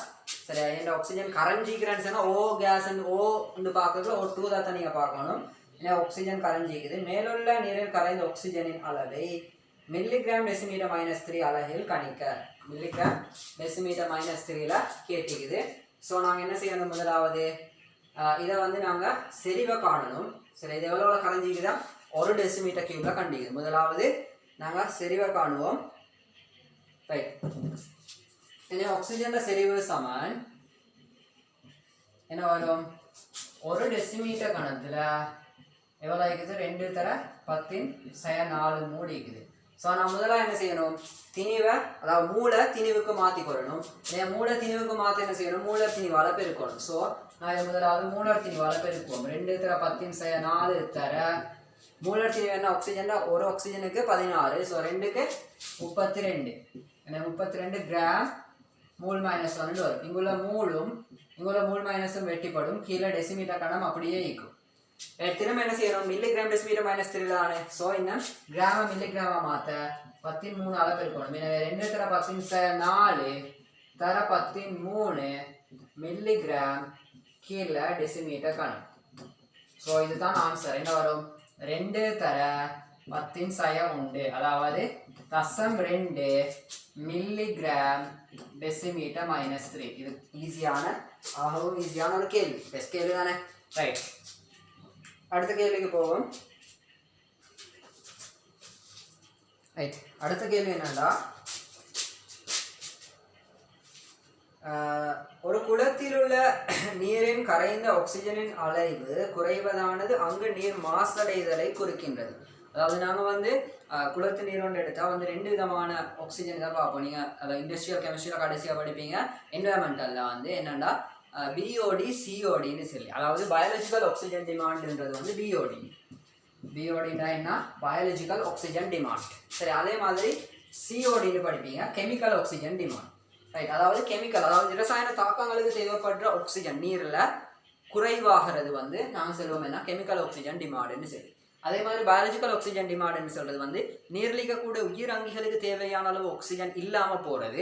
அந்த சிச்சுவேஷனை வந்து பிஓடின்னு சொல்லுவோம். இது வந்து நாங்கள் எவ்வளோ நீர் அவரேஜாக கரைஞ்சிக்கணும் சொல்லி ஒரு, அதாவது நீரில் உயிர் அங்கிகள் வாழ்கிறதுக்கு எவ்வளோ ஆக்சிஜன் நீரில் கரைஞ்சிக்கணும்ன்ற ஒரு தேவையோன்னு இருக்குது.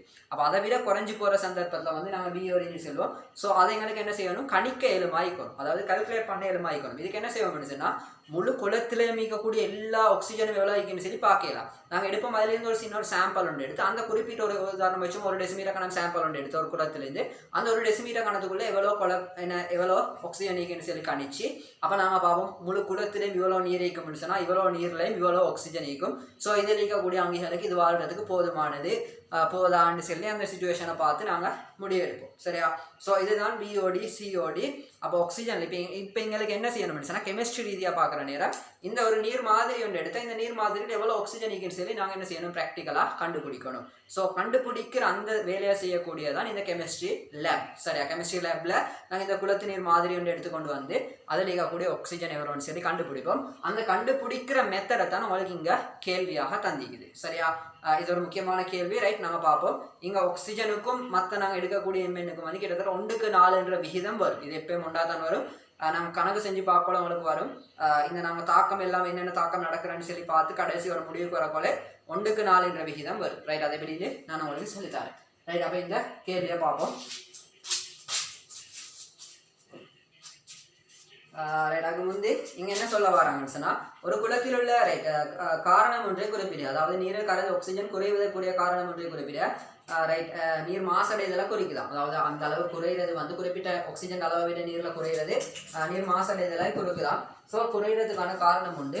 அதாவது நாங்கள் என்ன சொல்ல நட்போசனை ஆக்கம்னு சொல்லி படிச்சுக்கிறோம். நட்போசனை ஆக்கம் லெவலில் படிச்சுக்கிறோம். நீருக்கு மேலே வந்து ஏதோ ஒரு தாவரம் வந்து மெயினாக படிகிறது. அப்படி அதை வளர்ந்தால் என்ன செய்யாது, வலிக்கும் அந்த நீருக்குமான தொடர்பு முற்றுமுழுதாக இல்லாமல் போகும். முற்றுமுழுதாக இல்லாமல் போய்த்தாங்க என்ன நடக்கும்னு சொன்னால் நீர் வந்து வலியிலிக்கக்கூடிய நீர் வந்து ஆக்சிஜன் வந்து நீரில் கரைகிறதுக்கான சந்தர்ப்பம் வந்து நல்லாவே குறையும். ஸோ அது ஒரு ரீசனாக இருக்கும். அதாவது நட்போசனையாக்கம்னு சொல்லுவோம் சரியா.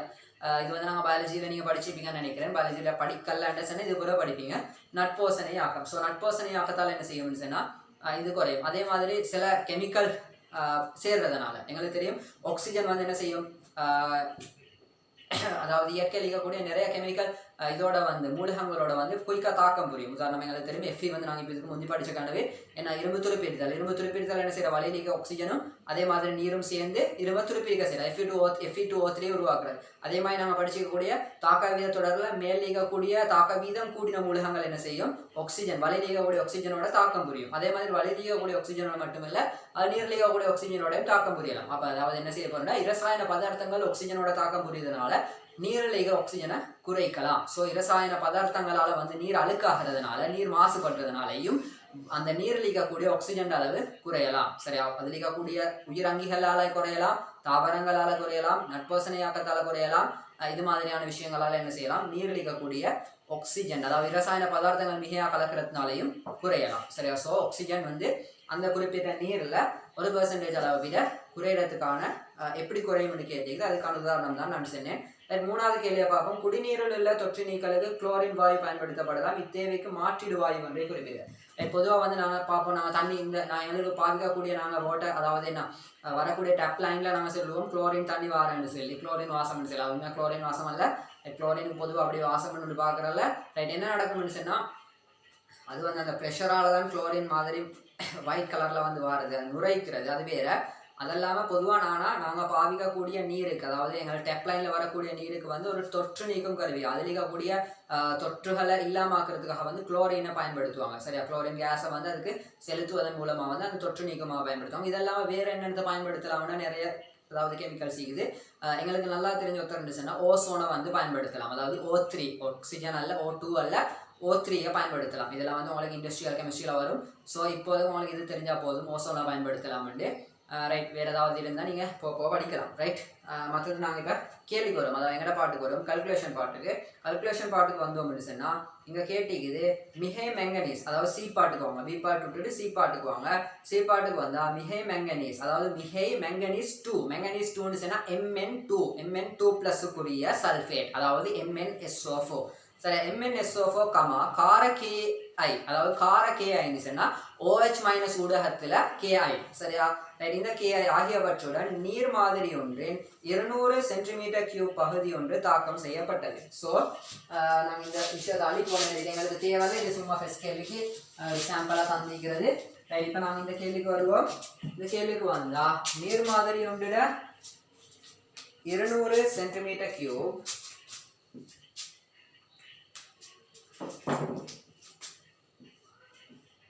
ரைட். நீர் மாதிரி 200 cm3 சரியா. யாரோட இவருக்கு நான் போடுறாங்களா மெங்கன் சல்ஃபேட், அதாவது Mn2 சல்ஃபேட் MnSO4 + OH- ஊடகத்தில் KI கரைசல் ஸோ இதில் ஆக்சிஜன் ஈக்குதுன்னு சொல்கிறாங்க. ஸோ என்ன தாக்கம் நடக்கும் எங்களுக்கு தெரியணும். முதலாவது என்ன நடக்கும்னு சொன்னால் கார ஊடகம், நல்லா ஞாபகம் வச்சுக்கோங்க, கார ஊடகம்னு சொன்னால் Mn2+ வந்து அமில ஊடகத்தில் தான் உறுதியானது. Mn2+, MnSO4 ஒரு solid இல்லை, எங்களுக்கு தெரியும். SO4 2- solid யாருன்னு நான் அன்றைக்கும் சொன்னேன். என்னென்ன வரும்? Pb2+ வரும், Pb2+ வரும், அதே மாதிரி அதே மாதிரி Ag2SO4 வரும், எனக்கு தெரியும். BaSO4, மற்றது SrSO4, இதுக்கு மேலே அதிகமாக யார் வரும்? I think Ag2SO4. ரைட், இவங்க தான் என்னதான் வருவார்? சல்ஃபேட் வீல் படிவு 4 நீர் கரைசல். இவங்க 4 பேரும் என்ன செய்வார்? Ag2SO4, PbSO4, BaSO4, SrSO4. இவங்க 4 பேரும் தான் சல்ஃபேட் வீல் படிவுகளில் நீர் கரைசல் உருவாக்குவார். அதுக்கு மேலே கால்சியம் சல்ஃபேட் வந்து என்ன உயர் செறிவில் வந்து வீழ்படிவாகும். சரி, அதை நாங்கள் பொதுவாக வீழ்படிவுன்னு எடுக்கிறல்ல, பட் மட்டுமட்டாக வீழ்படிவாகக்கூடியது. நீங்கள் ஃபிசிக்கல் கெமிஸ்ட்ரி படித்தா அது உங்களுக்கு ஏன்ன்றதெல்லாம் விளங்கும். ஃபிசிக்கல் கெமிஸ்ட்ரியில் நாங்கள் ஒரு பாடமாகவே படிப்போம் இதெல்லாம். சரியா? ரைட். இப்போ இங்கே நான் சொல்கிறேன் Pb2+, Ba2+, Sr2+, Ag2+. So இங்கே என்ன இல்லை? MnSO4 இந்த லிஸ்ட்டில் இல்லை. ஸோ MnSO4 என்ன செய்யும்? நீரில் முற்றாக கரையக்கூடியால் Mn2+ ஆகும், SO4 2- ஆகும் நினைப்பாரு. ஸோ Mn2+ OH- ஊடகத்தில் Mn2+ ஈக்க இல்லாமல் MnO2 ஆக மாறுவார். என்னதான் மாறுவார்? MnO2 ஆக மாறுவார். குயிக்கா என்னதான் மாறுவார்? MnO2. ஸோ MnO2 தான் OH- ஊடகத்தில் உறுதியாகிப்பார். ஸோ Mn2+ MnO2 மாறணும்டா இவர் என்ன செய்யப்படும்? நீங்கள் 2+ லீக்குது, நீங்கள் 4+ லீக்குது. சரி, ஒட்சியேற்றேன். ஸோ ஒட்சியேற்றப்படணும். ஒட்சியேற்றப்படுறேன்டா கட்டாயம் இதில் யார் இருக்கணும்? ஒட்சியேற்றும் கருவி ஒன்று இருக்கணும். இங்கே O2 வந்து ஒட்சியேற்றும் கருவியாக தொழிற்படுவார். O2ஓட தாக்கம் புரிஞ்சு MnO2 ஆக மாறுவார். சரியா? சாரி, MnO2 ஆக மாறுவார். ஓகேயா? அப்போ இங்கே என்ன நடக்கும்னு சொன்னால் Mn2+, இங்கே என்ன Mn4+. சரி, இவர் O2 வந்து என்ன மாறுவார்? H2O ஆக மாறுவார். ஸோ இங்கே 0 ஆக்சிஜன், இங்கே 2 ஆக்சிஜன் போடுவோம், இங்கே -4. ஸோ இவர் +2 +4 ஆக மாறாரு, இவர் 0 -4 ஆக மாறாரு. ஸோ நாங்கள் என்ன செய்யணும்? இவரை 2ஆக பெருக்கணும். ஸோ இதில் 2ஆக பெருக்குவோம். எனவே 2 Mn2+ ஒரு O2ஓட சேர்ந்து MnO2. ரைட், இப்போ என்ன செய்யணும்? OH- போடணும். ஏற்றம் சமப்படுத்துறதுக்கு அவங்கள ஏற்றம் 0, இங்கே 4+. எனவே 4 OH- போடுவோம். 4 OH- போட்டால் இங்கே ஏற்றம் 0, அவங்களையும் ஏற்றம் 0. இங்கே ஆக்சிஜன் எத்தனை இருக்குது? 2 ஆக்சிஜன், அங்கே 2 சாரி, இங்கே 4 2 6 ஆக்சிஜன், இங்கே 4 2 6 ஆக்சிஜன், இங்கே ஹைட்ரஜன் வந்து 4, அங்களையும் 4. எனவே தாக்கம் சமனாக காணப்படுது. தாக்கம் சமனாக காணப்படுது. ரைட், இது முதலாவது தாக்கம். ரைட், முதலாவது தாக்கம். இப்போ தொடர்ந்து செல்றாங்க. என்ன தொடர்ந்து நீங்கள் கேள்வியை வாசிச்சா விளங்கும். தொடர்ந்து செல்றாங்க. ரைட், Ki சேர்க்கப்பட்டது. அதாவது இந்த கரைசல் MnSO4 OH- Ki சேர்த்தா O2 இருந்தா O2 எல்லாத்தோடையும் Mn2+ தாக்க முடியும். ஏன்னா Mn2+ நாங்கள் மிக எடுத்திப்போம். ஸோ O2 எல்லாத்தோடையும் தாக்கம் புரிஞ்சு அதாவது O2 முடியும் வரைக்கும் MnO2 ஆகவும் H2O ஆகவும் மாறும். சரியா? ரைட். ஏன்னா மிக MnSO4 எடுத்துக்கிறான், அவன் செல்லிக்கிறான் கேள்வியில. ரைட், அடுத்தது இப்போ என்ன தாக்கம் நடக்கும்னு பார்ப்போம். அவை குளுக்கப்பட்டு 10 நிமிடங்கள் வைத்த பின்பு அமிலமாக்கப்பட்டது. ரைட், இப்போ என்ன செய்யறாங்கன்னு சொன்னா அமிலமாக்குறாங்க. ஸோ அமிலமாக்கின என்ன நடக்கும்னா Mn, அதாவது அமிலமாக்குறாண்டா என்ன, எப்படி அமிலமாக்குவாங்க? இதில் OH- ஆல்ரெடி தானே. உதாரணமாக NaOH இருப்போம். NaOH இருந்தா ப்ளஸ் HCl போடுவாங்க. HCl போட்டா ஒரு என்ன தாக்கம் நடக்கும்? NaCl + H2O வரும். ஸோ ஒரு கட்டத்தில் NaOH முடியும். NaOH முடியும். NaOH முடிஞ்சதுக்கு பின்னாலேயும் நான் HCl தொடர்ந்து போட்டேன்னா என்ன நடக்கும்? HCl கரைசல்ல மிகையா மாறும். ஸோ இவ்வளோ நேரம் OH- இருந்த ஊடகம் இப்போ H+ மாறப்போகுது. ஊடகம் H+ மாறினா MnO2 இருக்கிறாரு. MnO2 H+ல உறுதி இல்லை. H+ல யாரு உறுதி? Mn2+ தான் உறுதி. ஸோ இப்போ என்ன செய்வாருன்னா கரைசல் ஆல்ரெடி I- இருக்கிறாரு தானே. I- தாக்கம் புரியலுமே I- வந்து I2 ஆக மாத்தேன். இங்க பாருங்க Mn4+ என்னதான் மாறணும்? தாழ்த்தப்படணும். 2+ ஆகும். ஸோ இவர் தாழ்த்தப்படணும்னா இன்னொருத்தர ஒட்சியேற்றம் அடைய செய்யணும். ஸோ யார் செய்வாரு? I- I2 ஆக ஒட்சியேற்றம் அடைய செய்வார். ஸோ 2 I- I2 ஆக மாறும். I2 ஆக மாற நேரம் என்ன நடக்கும்? இவர் வந்து +4 +2 மாறாரு, இவர் -2 0 மாறுறாரு. எனவே ஒட்சியேற்ற மாற்றம், அதாவது இலத்திரங்கள் பரிமாற்றம் ரெண்டும் சமன். இழக்கப்பட்ட இலத்திரங்களும் ஏற்கப்பட்ட இலத்திரங்களும் சமன்றதுனால இப்போ என்ன நடக்கும் ஏற்றத்தை நாங்கள் சமப்படுத்துவோம் அவங்க 2 மைனஸ் இதில் 2 ப்ளஸ் நான் போட்டு 2 ஊடகம் அமில ஊடகம் ஸோ 6H ப்ளஸ் எனவே 6H ப்ளஸும் 2 மைனஸும் சேர்ந்தா 4 ப்ளஸ் ஆகும் சாரி அங்கே 2 ப்ளஸ் இருன்றதால இங்கே 4H ப்ளஸ் 4H ப்ளஸும் 2 மைனஸும் 4 ப்ளஸும் 2 மைனஸும் சேர்ந்தா இங்கே 2 ப்ளஸ் ஆகும் அங்கேயும் 2 ப்ளஸ் ஸோ இங்கே 4 ப்ளஸ் சேர்த்தா எத்தனை H2O 2 H2O இங்கே ஆக்சிஜன் 2 அங்கேயும் ஆக்சிஜன் 2 எனவே இந்த தாக்கமும் சமன் ரைட் எனவே ஊடக தமிழமா மாத்தினா இதில் இருக்கக்கூடிய MnO2 திரும்ப யாரா மாறும் I- ஓட சேர்ந்து Mn2+ ஆகும் I2 ஆகவும் மாறும் ரைட் இப்படி மாறினதுக்கு பின்னால இவை குழுக்கப்பட்ட ரைட் இப்ப S2O3 கரைசல்னால நியமிப்பு செய்யப்படும் இப்ப இந்த கரைசல்ல யார் யார் இருக்க போறாள் இந்த கரைசல்ல Mn2+ ஈக்கும் I2 ஈக்கும் சரி S2O3 ஆல நியமிக்கக்கூடிய ஆள் யாரு எங்களுக்கு தெரியும் I2 S2O3 என்ன வரும் I- 2I- plus S4O62- அயட ஃபார்மான நியமிப்பு இந்த நியமிப்புக்கு என்ன சொல்லுவோம் மாப்பொருள் காட்டிய பயன்படுத்தி நியமிக்கிறது அதாவது இப்ப இந்த கரைசல் எடுத்தா இந்த கரைசல்ல யார் யார் இருக்க போற Mn2+ ஈக்க போற அதுக்கு மேலதிகமா I2 ஈக்கும் சரி அதுக்கு மேலதிகமா வந்து H+ ஈக்கும் ரைட் இப்போ இந்த கரைசலுக்கு நான் என்ன போடுறேன் யாரு போட போறேன்னா S2O3 படிப்படியாக சேர்க்க போறேன் சோ நான் இங்க மாப்பொருளை காட்டியா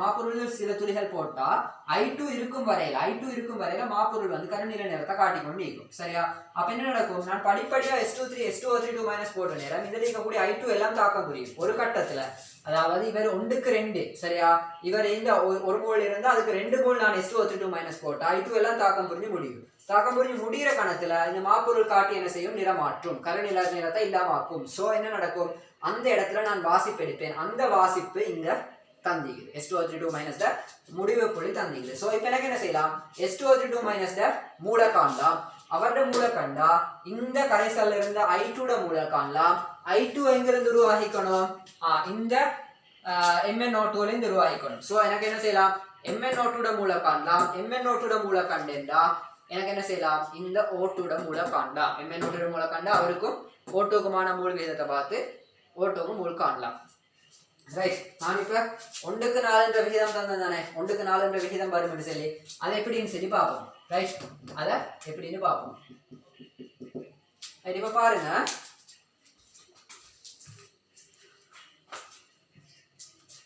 ரைட் இது விளங்குதோ தெரியா நான் இப்ப எடுக்கிறேன் O2 வந்து x மோல் இருந்துச்சுன்னு சரி O2 வந்து x மோல் இருந்துச்சுன்னு எடுப்போம் O2 எத்தனை மோல் இருந்துச்சு x மோல் இருந்துச்சு ரைட் O2 x மோல் இருந்தா ரைட் அப்படி இல்லைன்னா okay O2 x mole so MnO2 எத்தனை மோல் வரும் 2x மோல் வரும் ஓகேயா O2 x மோல் இருந்திருந்தா MnO2 எவ்வளோ உருவாகிக்கும் 2 1க்கு 2 ரைட் MnO2 2 வந்தா இங்கேயும் அதே MnO2 தானே ஸோ MnO2 2x இருக்குது MnO2 2x இருந்தா I2 எவ்வளோ உருவாகும் அதே 2x சாரி இங்க 1 ண்டா அங்கேயும் 1 எனவே இங்க 2x ண்டா இங்கேயும் 2x I2 உருவாகும் சோ இங்க I2 2x இருந்தால் S2O3 எவ்வளவு தேவை I2 2x இருந்தா S2O3 4x தேவை சோ நீங்க பார்த்தா இங்க கடைசி event தர போறது இந்த பிராக்டிகலா செஞ்சதுக்கு பிறகு S2O3 மூல் மட்டும் தருவான் அதாவது இவர செறிவும் தருவான் இவர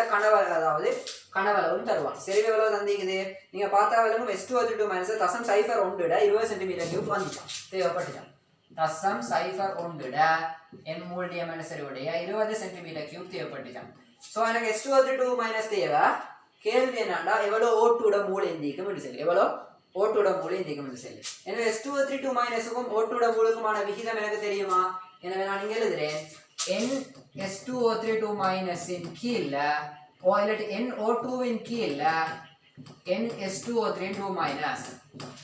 NO2 எத்தனை x ன்னு எடுத்தா n S2O3 எத்தனை வந்துச்சு 4x விகிதம் என்ன 1க்கு 4 சோ NO2 சமன் எவ்வளோ NO2 சமன் 1 இன் கீழ் 4 தர n S2O3 ரைட் அப்ப சிம்பிள் எனக்கு எனவே 1 இன் கீழ் 4 தர S2O3 மூல் எவ்வளோ இந்த மூல் எவ்வளோ தசம் 0.1 20 cm3 எனவே என்ன வரும் 2 தர 10⁴ எஸ் 2 தர 10⁴ எனவே O2 மூல் எவ்வளோ NO2 சமன் 2 தர சாரி ஒன்றின் கீழ் 2 ஒன்றின் கீழ் 2 ஒன்றின் கீழ் 2 என்றா 5 தர 10 சய 5 மோல். எனவே ஓட்டோட மோல் வந்து இந்த 200 சென்டிமீட்டர் கியூப்ல 200 சென்டிமீட்டர் கியூப்ல இருந்த ஓட்டோட மோல் வந்து 5 தர 10 சய 5 மோல். ரைட்டா? ரைட். இப்போ நான் பார்ப்போம், கேள்விக்கு வருவோம். கேள்வியில் என்ன கேட்குறான்னு சொன்னா, மேற்குறிப்பிட்ட செயல்முறையில் நடைபெறுகின்ற தாக்கங்களுக்குரிய ரசாயன சமன்பாடுகளை தருக. எனவே முதலாவது இந்த சமன்பாடு கொடுக்கணும், ரெண்டாவது NaOHக்கும் HClக்குமானது கொடுக்கணும், அது கொடுக்காட்டியும் பிரச்சனை இல்லை. அடுத்தது H+க்கும் MnO2க்கும் I-க்குமான தாக்கம் கொடுக்கணும். அடுத்தது I2க்கும் H2O3-க்குமான ஐடோஃபார்மான நியமிப்புக்கான தாக்கம் கொடுக்கணும். எனவே இந்த தாக்கம் முக்கியம், இந்த தாக்கம் முக்கியம், இந்த தாக்கம் முக்கியம், இந்த 3 தாக்கமும் முக்கியம். ரைட். சமப்படுத்தி ரசாயன சமன்பாடுகளை கொடுக்கணும். ரைட். அடுத்தது நியமிப்பில் பயன்படுத்தப்பட்ட தசம் ஒரு சைஃபர் ஒரு மூல் Di-3 Na2H2O3 கனவளவு 20 சென்டிமீட்டர் கனமாக இருப்பின் நீர்மாதிரியில் கரைந்த ஆக்சிஜனின் அளவை மில்லிகிராம் டெசிமீட்டர் -3 காணிக்க. நான் ஆக்சிஜனை வந்து மூளை கண்டுட்டேன், ஆக்சிஜன் கனவளவு எனக்கு தெரியும், எவ்வளவு நீரில் இருந்தான்னு தெரியும். ஸோ எனக்கு என்ன செய்யலாம், ஆக்சிஜனை செறிவை காணலாம். செறிவை கண்டா நான் அதை என்னத்துக்கு மாற்றலாம், மில்லிகிராம் டெசிமீட்டர் -3க்கு. நேரத்தோட கீழில் உங்களுக்கு விளங்கும். இப்போ ஏன் அந்த ஆக்சிஜன் வந்து 2 தர 10 சய 4 மூல் இருந்தா அதை வந்து மில்லிகிராம் டெசிமீட்டர் -3ல கேட்டேன்னு சொல்லி நான் இந்த தாக்கத்தை அழிக்கிறேன். அழிச்சிட்டு உங்களுக்கு சொல்றேன். இப்போ பாருங்க, எனக்கு தெரியும் அதாவது சி ஆக்சிஜன் செறிவு சமன் மூல் வந்து எத்தனை வந்துச்சு, 5 தர 10 சய 5 மூல், 5 தர 10 சய 5 மூல். கீழே கனவளவு 200 தர 10 சய 3 டெசிமீட்டர் கனம். ரைட். இப்போ இது என்னத்துல வரும், இது வரும் என்னத்துல, ஆக்சிஜன் O2, இது வரும் மூல் டெசிமீட்டர் -3ல வரும். நான் அதை என்ன செய்யணும், மூல் எடுத்து நீவா மாற்ற 32ஆல பிரிக்கணும். 32ஆல பெருக்கினா கிராம் டெசிமீட்டர் -3ல வரும். எனக்கு மில்லிகிராம்ல தேவை, தர 13ஆல பெருக்கும். இப்போ என்ன வரும், மில்லிகிராம் வரும். மூல் வெட்டி பட்டுடும். ரைட். எனவே இப்போ சுருக்குவோம். எனவே இதை சுருக்கினா 10 சய 5 10 சய 3 நீங்கள் 10 சய 2 வரும். ரைட். 10 சய 2 வரும். எனக்கு இப்போ என்ன செய்யலாம், 5 கீழ் 2 தர 32. ரைட். கீழே 10 2 உண்டு, இது 10 2 இதில் இருக்கக்கூடிய 10 இதே வெட்டினா 10 வரும். எனவே 10 சய 1 வரும். ரைட்டா? என்ன செய்யலாம், எனக்கு இதை சுருக்கினா 10, இதில் ஒரு 10 இதில் ஒரு 10 சுருக்கலாம். ஸோ கீழே ஒரு 10 வரும். இப்போ சுருக்குவோம். இந்த 5ஐயும் இந்த இதையும் சுருக்கினா இங்கே 2 வரும். ஸோ 32 கீழ் 4 அப்படின்னா 8 மில்லிகிராம் டெசிமீட்டர் -3. 8 milligram decimetre -3. உங்களுக்கு ஆன்சர் வந்துச்சா இந்த ஆன்சர்? ரைட். எனவே அடுத்த கேள்வி என்னன்னு சொன்னால், அதிலே வந்திருக்கிற மேற்குறிப்பிட்ட செயல்முறையில் கரைந்த ஆக்சிஜனின் துணியும் பொழுது ஏற்படும் வலுக்களை குறைப்பதற்கு நீங்கள் கடைபிடிக்க வேண்டிய முக்கிய படிகளை கூறுக. இதில் வரக்கூடிய ப்ராக்டிக்கல் இஷ்யூஸை வந்து குறைக்கிறதுக்கு வந்து என்ன செய்யணும்னு சொல்லி பொதுவாக வந்து நாங்கள் நியமிப்பில் செய்யக்கூடிய விஷயம் எங்களுக்கு தெரியும். இந்த நியமிப்புக்கு நாங்கள் பெரிய ஒரு கேப் கொண்டு வச்சோம்னா, அதாவது நியமிக்கிற நேரம் பெரிய ஒரு கேப் கொண்டு வச்சோம்னு சொன்னால் இந்த வழி நீக்கக்கூடிய ஆக்சிஜன் என்ன செய்யும், இந்த இதில் கரையை பார்க்கும்.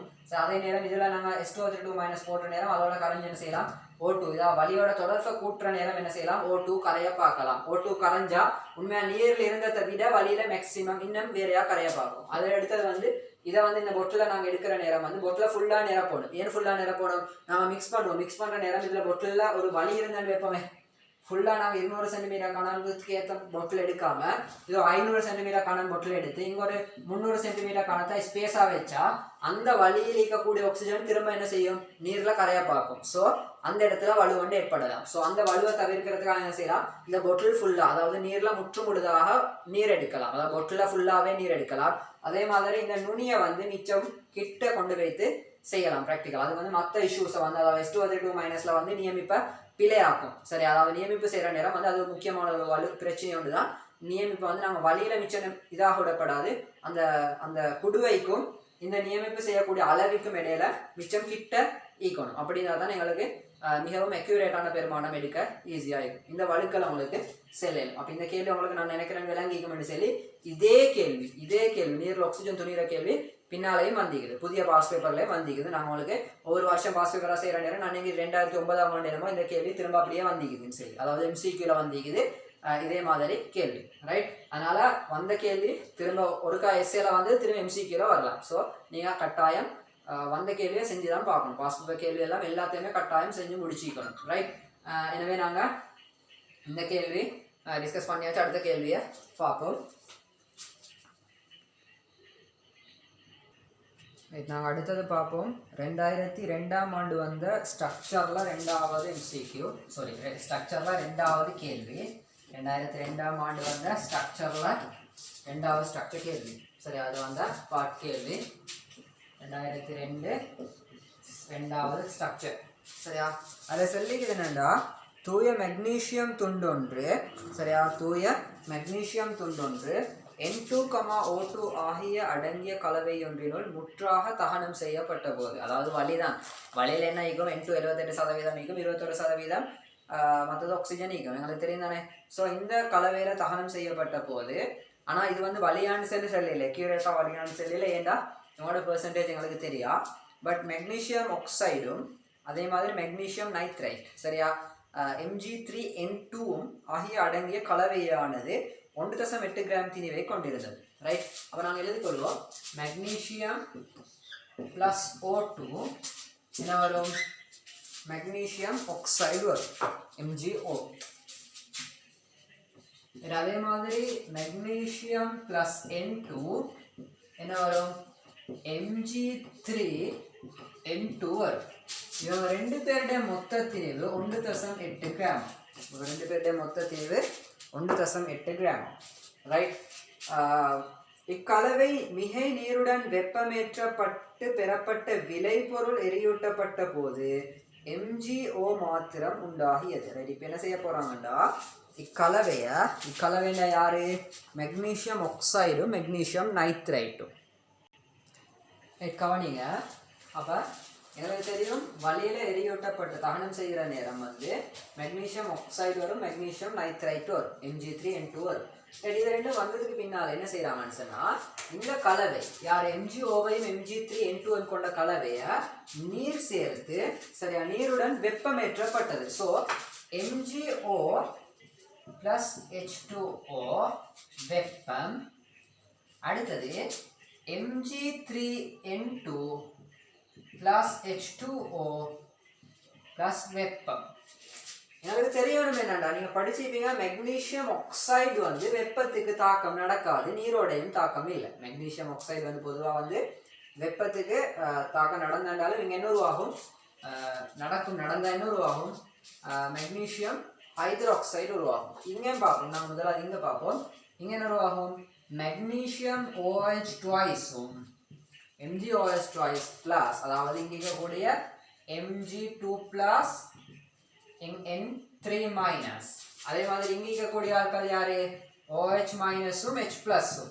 இப்போ என்ன செய்வார், இந்த Mg2 ப்ளஸும் OH மைனஸும் சேருவார், MgOH ட்வைஸ் வருவார். அதே நேரம் இங்கே இருக்கக்கூடிய இந்த N3 மைனஸும் H ப்ளஸும் சேர்ந்து என்ன உருவாகும், NH3 உருவாகும். ஓகேயா, ரைட். அதே மாதிரி ரைட். இப்போ அடுத்தது என்னன்னு சொன்னால், ரைட், அடுத்தது MgOவும் H2Oக்கும் என்ன நடக்கும்ன்றது வந்து நாம் கொஞ்சம் யோசிக்கணும். ஏன்னா இவங்க சும்மா போட்டால் தாக்கம் நடக்கும் எனக்கு தெரியும். மெக்னீசியம் ஹைட்ராக்சைடு வரும், மெக்னீசியம் ஹைட்ராக்சைடும் மற்றது என்ன வரும், இங்கே கூட எங்களுக்கு பார்த்தா Mg2 ப்ளஸும் O2 மைனஸும், அதே மாதிரி இங்கே H ப்ளஸும் OH மைனஸும். ஸோ இங்கே Mg இவர் ரெண்டும் சேர்ற மாதிரி இவங்க ரெண்டு பேரும் சேருவாங்க. இங்கே என்ன வரும், H2O வரும். ஸோ H2O வரையலாம், ஆல்ரெடி H2O வைக்கிறதுனால இங்கே OH மைனஸ் சேர்ந்து H2 கேஸ் வரும்னு நினைக்கிறேன், சரியா, ரைட். எனக்கு இதுலேருந்து MgOH ட்வைஸ் தான் வரப்போகிறேன், ரைட். வேறு எதுவும் வராது, MgOH ட்வைஸ் வரும். நீங்கள் தாக்கம் ஆல்மோஸ்ட் சமனாக தான் நீக்குதுன்னு நினைக்கிறேன். நீங்கள் 2 ஆக்சிஜன் 2 MgOவும் H2Oவும் சேர்ந்தா MgOH ட்வைஸ் வரும், அதில் எங்களுக்கு கன்ஃபியூஸ் இல்லை, ரைட். அதே மாதிரி Mg3N2வும் H2Oவும் சேர்ந்தா இது வரும். ஆனால் இவங்க ரெண்டு பேரும் சும்மா சேர்க்கல, வெப்பத்தோட சேர்த்திக்கிறாங்க, அதாவது வெப்பமும் சேர்க்கிறாங்க. வெப்பம் சேர்த்தா என்ன நடக்கும், இந்த MgOH ட்வைஸ் என்ன செய்யும், பிரிகை நடக்கும். யாரா பிரிகை நடக்கும், ஆக்சைடாகவும் H2O அதில் இருக்கக்கூடிய H2O பிரிஞ்சு போகும். இதில் இருக்கக்கூடிய H2O பிரிஞ்சு போகும். சரியா? ஸோ என்ன வரும்? MgOவும் H2Oவும் வரும். ரைட், இந்த MgOH twice MgOவும் H2Oவும் தாக்கம் புரியாதனால மட்டும் வந்திக்காது. இதுக்கு மேலதிகமா Mg3N2 அது Mg3N2வும் H2Oவும் தாக்கம் புரியறதாலையும் வந்திக்கும். ஸோ இப்போ இங்கே என்ன நடக்கும்டா, இந்த NH3யும் ஆவியா போய்த்திடும். ஸோ இப்போ இங்கே கரைசல் எஞ்ச போறாள் யாரு? நான் இது இன்னும் சிம்பிளாக உங்களுக்கு சொல்றேன்னு சொன்னா, உங்களுக்கு சிம்பிளாக சொல்றேன்னு சொன்னா, இப்போ MgOH twice வீழ்படி உருவாகும். உருவாகிறதோட அது என்ன செய்யும்? வெப்பத்துக்கு பிரிகை நடந்து மெக்னீசியம் ஆக்சைடாகவும் H2O ஆகவும் பிரிகை நடக்கும். ரைட், இப்போ என்ன கேள்வின்னு சொன்னா, கேள்விக்கு வருவோம். கேள்வி என்னண்டா, அதான் சொல்லிக்கிறீங்க பாருங்க, உங்களுக்கு பார்த்தா விளங்கும். மிகை நீருடன் வெப்பமேற்றப்பட்டு பெறப்பட்ட விளை பொருள் எரியூட்டப்பட்ட போது MgOஐ மாத்திரம் உண்டாக்கியது. சரியா? ஸோ கடைசியா வந்து MgO மாத்திரம் வந்து இங்க பெறப்படுதான். சரியா? ரைட் ரைட் காணிங்க. இங்க மெக்னீசியம் ஆக்சைடோட தாக்கம் வந்து மெக்னீசியம் ஆக்சைடு வருது, மெக்னீசியம் N2ஓட தாக்கம் வந்து Mg3N2ன்றது வருது. இவங்க ரெண்டு பேர்ட்ட மொத்தத்தையும் 1.8 கிராம்னு சொல்லி தந்திக்குது. அதுக்கு மேலதிகமாக வந்து Mg3N2 என்ன செய்யறாங்கன்னு, அதாவது Mg3N2வும் MgOவும் உள்ள கரைசலை நீர் சேர்த்து வெப்பப்படுத்துறாங்க. ஸோ நீர் சேர்த்து வெப்பமேற்றும் போது என்ன நடக்கும்னா, Mg3N2 வந்து O2ஓட தாக்கம் முடிஞ்சு மெக்னீசியம் ஹைட்ராக்சைடு NH3N தரும். சரியா? ரைட், அதுக்கு மேலதிகமாக வந்து Mg ஆக்சைடு, மெக்னீசியம் ஆக்சைடு, இதை வெப்பப்படுத்துகிற நேரம் வந்து இந்த MgOH twice என்னதான் மாற போறேன்னா, திரும்ப MgOவாகவும் H2Oவாகவும் தான் மாற போறேன். ஸோ இங்க MgOக்கு தாக்கம் நடக்குமான்னு கேட்டால் தாக்கம் வந்து நடக்க வேண்டிய அவசியம் இல்லை. அதனால தான் அந்த தாக்கத்தை எடுக்க தேவையில்லைன்னு சொல்லிக்குது. ஏன்னா அவனுக்கு விளங்கும் இங்க MgO வருகுது. ரைட்டா? இந்த தாக்கமும் நீரோட வெப்பமேற்றும் போது மெக்னீசியம் ஹைட்ராக்சைடு வருகுது. மெக்னீசியம் ஹைட்ராக்சைடு வெப்பப்படுத்தும் போது மெக்னீசியம் ஆக்சைடு தான் திரும்ப வரப்போகுது. ஸோ இங்கே மெக்னீசியம் ஆக்சைடு தான் ஆல்ரெடி ஈக்கிறன்றதுனால திரும்ப வெப்பப்படுத்துறன்றதுனால ஏன்னா நீரோட தாக்கம் நடக்காது, மெக்னீசியம் ஆக்சைடுக்கும் நீருக்கும் தாக்கம் நடக்காது. எனவே இங்கே இருந்த மெக்னீசியம் ஆக்சைடு அப்படியே ஈக்க இந்த Mg3N2ல இருந்த மெக்னீசியம் ஹைட்ராக்சைடால அது வெப்பத்துக்கு பிரிகை அடைவதன் மூலம் மெக்னீசியம் ஆக்சைடு வந்து திரும்ப வரும். ஓகேயா? எனவே இப்போ இந்த மெக்னீசியம் ஆக்சைடு மெக்னீசியம் நைட்ரேட்டையும் திணிவு வந்து 1.8 கிராம். ஆனா இந்த மெக்னீசியம் ஆக்சைடையும் சரியா ஆல்ரெடி இங்க இருந்த மெக்னீசியம் ஆக்சைடையும், அதாவது MgO2ஓட தாக்கம் புரிஞ்சு வந்த மெக்னீசியம் ஆக்சைடும் Mg3N2ல இருந்து வந்த மெக்னீசியம் ஆக்சைடு ரெண்டு பேர்டையும் திணிவை கூட்டினா, இதை நான் பாக்ஸ் பண்ணிக்கிறது ரெண்டும், இந்த ரெண்டு பேர்டையும் திணிவை கூட்டினா 2 கிராம் வருதான். ஓகே, 2 கிராம் வருது. ரைட், இப்போ எப்படி இந்த கேள்வியை செய்யலாம்னு பார்ப்போம். ஜஸ்ட் சிம்பிளான விஷயம். ஏன்னா கேள்வி என்னன்னா, இவரோட மூல் விகிதம் MgOக்கும் Mg3N2க்குமான மூல் விகிதம் என்னன்னு சொல்லி கேள்வி. ஸோ நான் இதை எடுக்கிறேன் எக்ஸ்ன்னு சொல்லி, எக்ஸ் மூலுன்னு சொல்லி, இவரை நான் எடுக்கிறேன் Y மூலுன்னு சொல்லி. சரியா? ரைட், எனவே தாக்கம் எல்லாம் சமப்படுத்திக்குதான்னு சொல்லி ஃபர்ஸ்ட்டுக்கு நாங்கள் பார்த்துக்கொள்ளணும். MgO2 MgO வருது, எனவே தாக்கம் சமப்படுத்தி இல்லை. ஸோ இதில் ரெண்டு ஆக்சிஜன் இருக்கிறதுனால நான் இங்கே என்ன போடுறேன், 2 MgO போடுறேன். 2 MgO போட்டால் இங்கே என்ன செய்யணும், 2 Mg போடணும். ரைட், எனவே 2 MgO இங்கே 2 Mg + O2 2 MgO வரும். ரைட், Mgக்கும் N2க்குமான தாக்கம் எடுத்தால் இங்கே 3 Mg இருக்குது. ஸோ நான் 3 Mg போடுறேன். இதே மாதிரி N2 வந்து இங்கே 2 இருக்குது, இங்கே 2 இருக்குது, தாக்கம் சமம். ரைட், அடுத்தது Mg3N2க்கும் H2Oக்கும் தாக்கம் பார்ப்போம். இவர் என்ன Mg2+ வந்து OH- ஓட தாக்கம் புரிஞ்சிக்கிறாரு. ஸோ இங்கே நைட்ரஜன் 2 இருக்குது, எனவே இங்கே 2 NH3 போடுவோம். இங்கே OH- 2 இருக்கிறதுனால இங்கே நான் பார்த்தேன், இங்கே நைட்ரஜன் 2 Mg 3, எனவே இங்கே 3 Mg போடணும். எனவே இப்போ OH எத்தனை வருது, 2 வருது, 6 வருது. எனவே இங்கே 6 H2O போடுவோம். ஸோ இப்போ நீங்கள் பாருங்கள், 6 ஆக்சிஜன், இங்கே 3 2 6 ஆக்சிஜன், தாக்கம் சமனாக இருக்குது. ஓகேயா?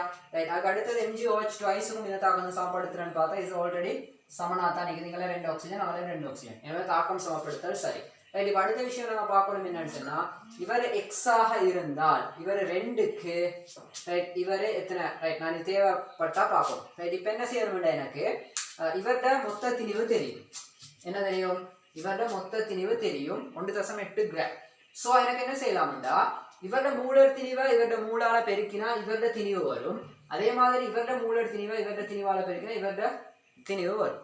ஸோ என்ன செய்யலாம்னா இவரோட மூளை திணிவால பெருக்கினா இவரோட திணிவு வரும், இவரோட மூளை திணிவால பெருக்கினா இவரோட திணிவு வரும். ஸோ இவங்க ரெண்டு பேரும் திணிவை கூட்டினா 1.8 கிராமுக்கு சமனாக வரணும். எங்களுக்கு தெரியும் MgOக்கான சார் அணுத்திணிவு சார் மூலக்கூட்டு திணிவு வந்து Mgக்கு 24 ஆக்சிஜனுக்கு 16 ஸோ 40. எனவே 40x பிளஸ் Mg3N2க்கு பார்ப்போம் 3 Mgக்கு வந்து 72 நைட்ரசன் 2க்கு 28 72 28 100 வரும். எனவே 100y சமன் 1.8 கிராம் என்று ஒரு தொடர்பு எடுப்போம். முதலாம் சமன்பாடு ரைட். இப்போ அடுத்த சமன்பாடு எங்க எடுக்கலாம்னு சொன்னா இவருக்கும் எடுக்கணும். இவங்க ரெண்டு பேரையும் கூட்டலாம், கூட்டினா 2 கிராம் வரும். ஸோ எனக்கு MgO தானே ரெண்டும், எனவே MgOட மூல காணலுமா, எனவே NMgO சமன் திணிவின் கீழ் மூலர் திணிவு திணிவு எவ்வளோ 2 கிராம், கீழே மூலர் திணிவு எவ்வளோ MgOக்கு நீங்க பார்த்தா விளங்கும் 40 தானே வந்துச்சு. ஸோ மூல் வரும் 0.05 மூல், 2 40ஆல பிரிச்சா 0.05 மூல் வரும் சரியா. எனவே MgOட மூல் 0.05 மூல். எனவே நான் இங்க இவர்கிட்ட MgO x இவருக்கு எப்படி தொடர்பு எடுக்கலாம்னு பார்ப்போம். Mg3N2 y மூலாக இருந்தா இங்கேயும் y மூல் சரியா. அந்த y மூல் தான் H2ஓட தாக்கம் புரிஞ்சு MgOH twice ஆ மாறிச்சு 1க்கு 3 ஆ மாறுது. ஸோ இங்க எத்தனை y வரும் 3y வரும். ஸோ 3yனா இங்க 3y இருக்கும். அந்த 3y இருந்து 1க்கு 1, எனவே இங்க வரும் MgO எத்தனை 3y வரும் சரியா. எனவே எக்ஸும் y சார்பா நான் எடுத்தேன்னு சொன்னா இது வந்து x MgOட மூல் என்ன x பிளஸ் இங்க MgOட மூல் என்ன 3y, அது சமன் யாருக்கு சமனா வரணும் மொத்த மூல் எவ்வளோ 0.05 இது ரெண்டாம் சமன்பாடு. இப்போ இது ரெண்டையும் சுருக்கி எடுத்தீங்கன்னா உங்களுக்கு என்ன செய்யலாம், அதாவது என்ன xஐயும் yஐயும் கண்டு MgOக்கும் Mg3N2க்கும் xக்கும் yக்குமான விகிதத்தை காணலாம். கேள்வி என்னண்டா NMgOக்கு Mg3N2 அது சமன் எனக்கு தெரியும் MgOட மூல் நான் எடுத்தது x கீழே Mg3N2 y, எனவே xக்கும் y கண்டா சரி, xஐயும் yஐயும் நான் கண்டேன்டா சரி. ஸோ ரெண்டு சமன்பாடு எடுத்துக்கிறேன், அந்த ரெண்டு சமன்பாடையும் சுருக்கினா எனக்கு xஐயும் yஐயும் காணலாம். சுருக்கிறதுக்கு ஈஸியான மெத்தட் என்னன்னா இவர் 40 இருக்கிறார், இவர் 40ஆ மாற்றுவோம். எனவே ரெண்டாம் சமன்பாட்டை 40ஆல பெருக்குவோம், 40ஆல பெருக்கினா என்ன வரும் 40x பிளஸ் 120y சமன் 0.05 40ஆல பெருக்கணும். எனவே நான் போட்டேன் 5 கீழ் 100 தர 40. ஸோ சுருக்கினா 2 வரும் சரியா. ஸோ 2 வரும். எப்படி 2 0 சுருக்கலாம், 10 2 சுருக்கணும் 1 கீழ் 2, எனவே 4 கீழ் 2 வரும் சரியா ரைட். எனவே மூணாம் சமன்பாடுன்னு எடுப்போம் இதை. எனவே என்ன செய்யலாம் 3ல் இருந்து 1 கழிக்கலாம் சரியா, 3ல் இருந்து 1 கழிக்கலாம், 3 மைனஸ் 1. எனவே என்ன வரும் 2ல் 1.8 பைத்தா சாரி அதுக்கு முன்னிக்கு 40x பைத்தா 0, 120yல 100y பைத்தா 20y. எனவே 20y சமன் 2 மைனஸ் 1.8 அப்படின்னா 0.2. ஸோ y சமன் 0.2 கீழ் 20, அதாவது 0.01 மூல். y சமன் 0.01 மூல். எனவே நான் ரெண்டாம் சமன்பாட்டில் பிரதியிட்டேன். இதை ரெண்டாம் சமன்பாட்டில் பிரதியிட்டா x தெரியா x plus y 0.01. So 3y என்ன வரும் 0.03 சமன் 0.05. ஸோ x சமன் வரும் 0.02. x சமன் வரும் 0.02. கேள்வி என்ன xக்கு y என்ன வரும் 0.02 கீழ் 0.03. ஸோ 2 கீழ் 3 ஆன்சர் வரும்.